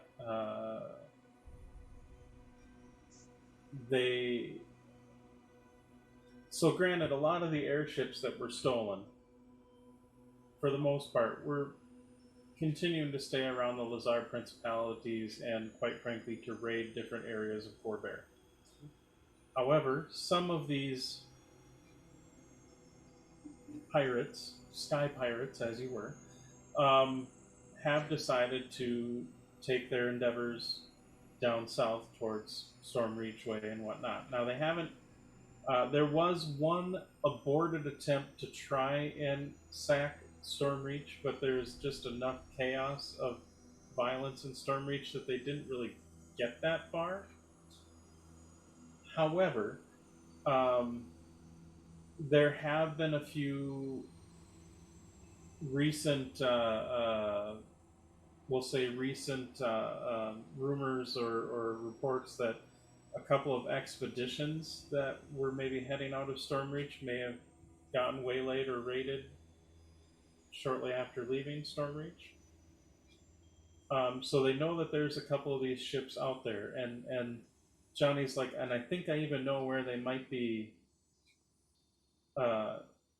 staying put, because they want to be relatively close to Stormreach, but still far enough away that the people of Stormreach don't mess with them. And I know there's a series of ruins. There's a series of towers of those big giant,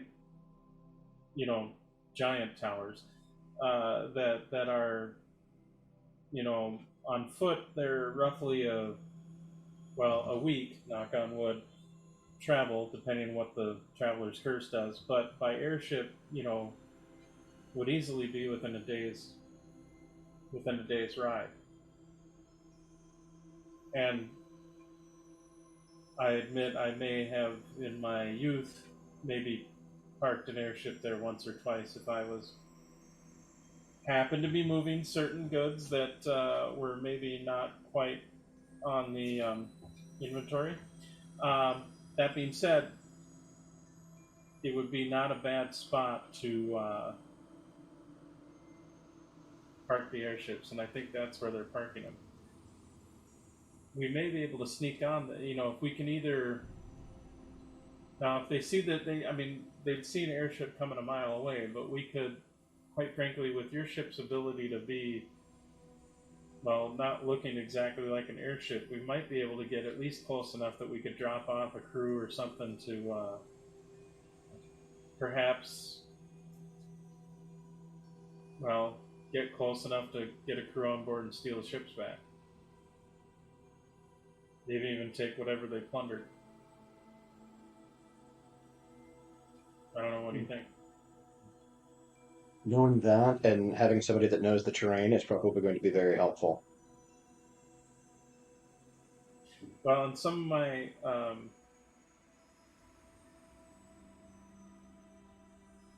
I feel like we may want to do kind of like so the trick with an airship crew is it won't take them too terribly long to form up. So if we kind of did maybe a ground group as as a distraction, maybe, or while we had the airship ready to pounce on them if they tried to take off. I don't know. What do you guys think? I mean, I could think of a dozen different ways to do it, but it's also your airship. That actually kind of works. If we had some of us on the ground drawing their attention, at least briefly, then the airship could do a pretty devastating strike. The trick is that we don't want to destroy their ship, we want to take it over. So we'd have to get a Right. boarding party on there pretty quickly. Right. So the ground party distracts the ship long enough for the airship to get close enough to drop a boarding party on it.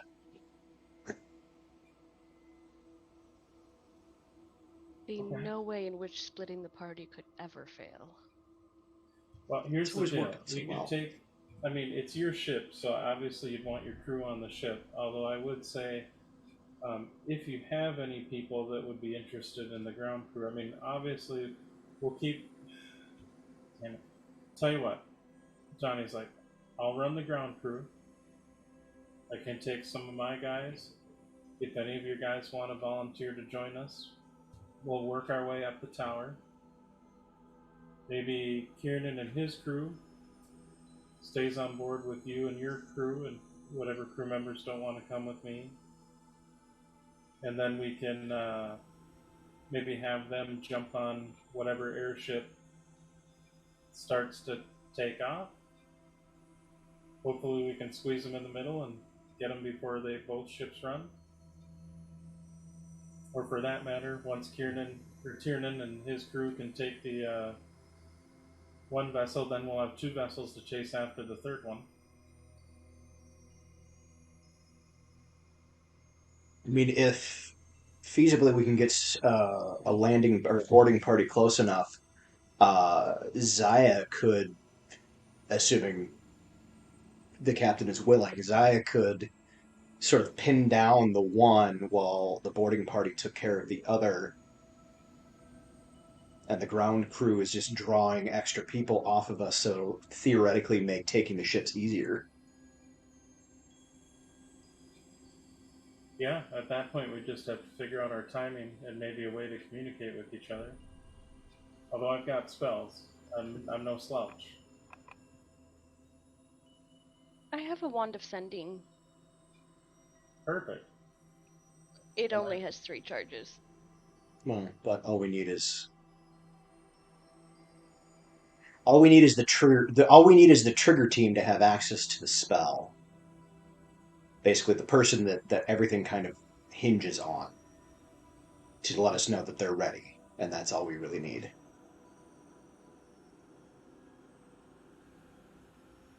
And that doesn't Sure. necessarily have to be done through magic. There's plenty of ways to make that work.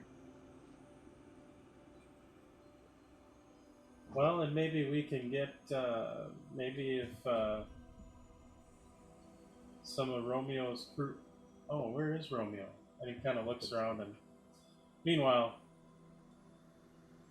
Ember, I'm assuming at some point you probably have gone to bed.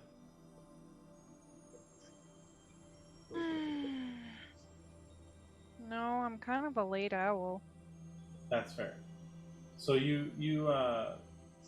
so Romeo is sleeping contentedly. That's fine. Maybe on your shoulder or what have you. Shoulder. I wasn't gonna presume bosom, but I'm assuming. Yes, it's shoulder. But he is. You can be like nuzzled inside my neck.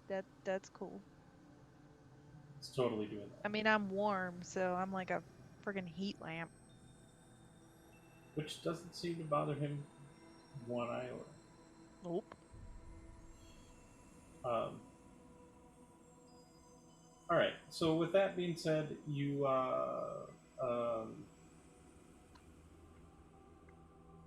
for the next probably day or so are sort of summing up your plans and are going to get ready to enact this mission. Rhiannon, Jaredon does come back and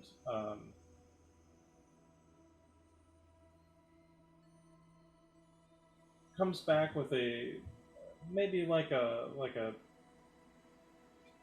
say a foot to maybe a 16-inch sort of brass wand that's maybe about like a half-inch diameter, with it looks like a dragon or a dragon shard affixed to it, kind of wrapped in a copper band or a brass band. Which I'll wait just a moment because I see you got some. I'm sorry, my eldest just arrived home.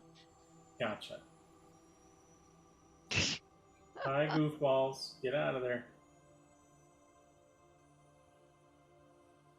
Yes, I will excitedly take it from him. And he's like, it's not pretty by any means. I mean, I can, but you know, it definitely is useful. So what it'll do,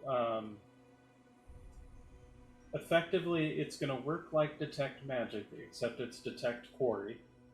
So wherever magic is listed, replace it with the word quarry.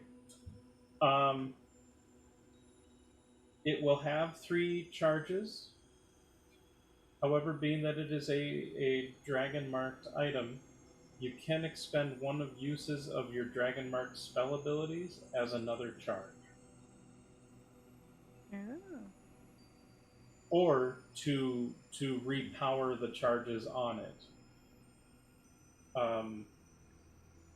Being that it's a really effectively like a low-level spell, in all other ways, shapes, and forms, it's going to work like Detect Magic. So if it's like I think it's like a cone and all that other stuff. Yeah. And because it's low enough level, it's not going to like if you use all the charges, it dies.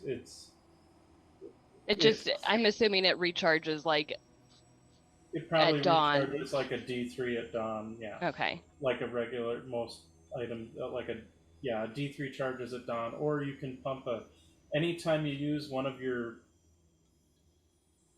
dragon marked spell abilities, you can pump one of those in to recharge it as well for a charge.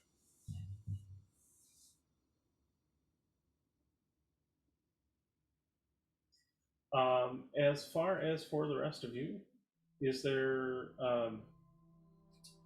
I'm assuming the next day, at least in kind of the morning, you guys kind of hash out the plans as best we can. We've already kind of gone over that, so we can kind of, Herbert. But so you kind of gather your different gear and accoutrement to get ready to do this. The ship is crazily crowded, as you have not one but three airship crews on a ship that, quite frankly, needs less than half of what a normal airship crew normally needs to run a ship. You see most of the sailors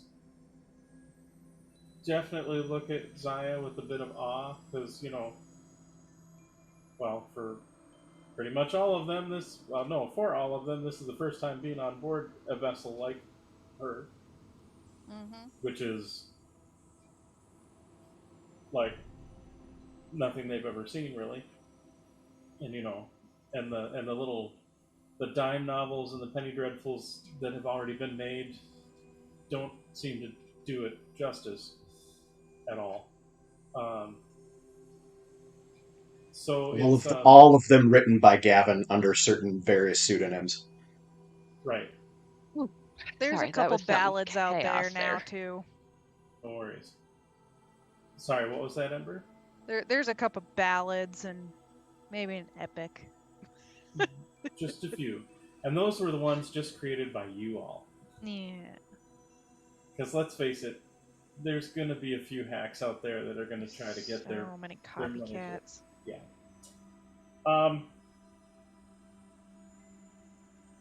So with that being said, I was hoping to get a little further, but I realize now that we are kind of hitting our sort of time frame, and truthfully, this would probably be as good a time as any to, I think, call it, and then we can kind of just jump in when we get together next to kind of deal with that, and then to deal with the catching up, since all of this is just a flashback. We'll start with another one round of combat again, and then back we'll to just the fucking no. flashback. We'll do the flashback initially, the second round of combat of flashback, and then we'll jump back into this.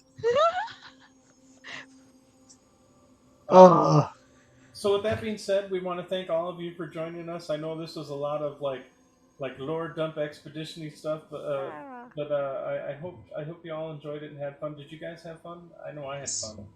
Absolutely. Yes. Oh yeah. I'm so I'm happy sorry, to be Barker, back. We will give you more combat. You will get all the combat. Just strap in you for got all a the couple combat. of swings in.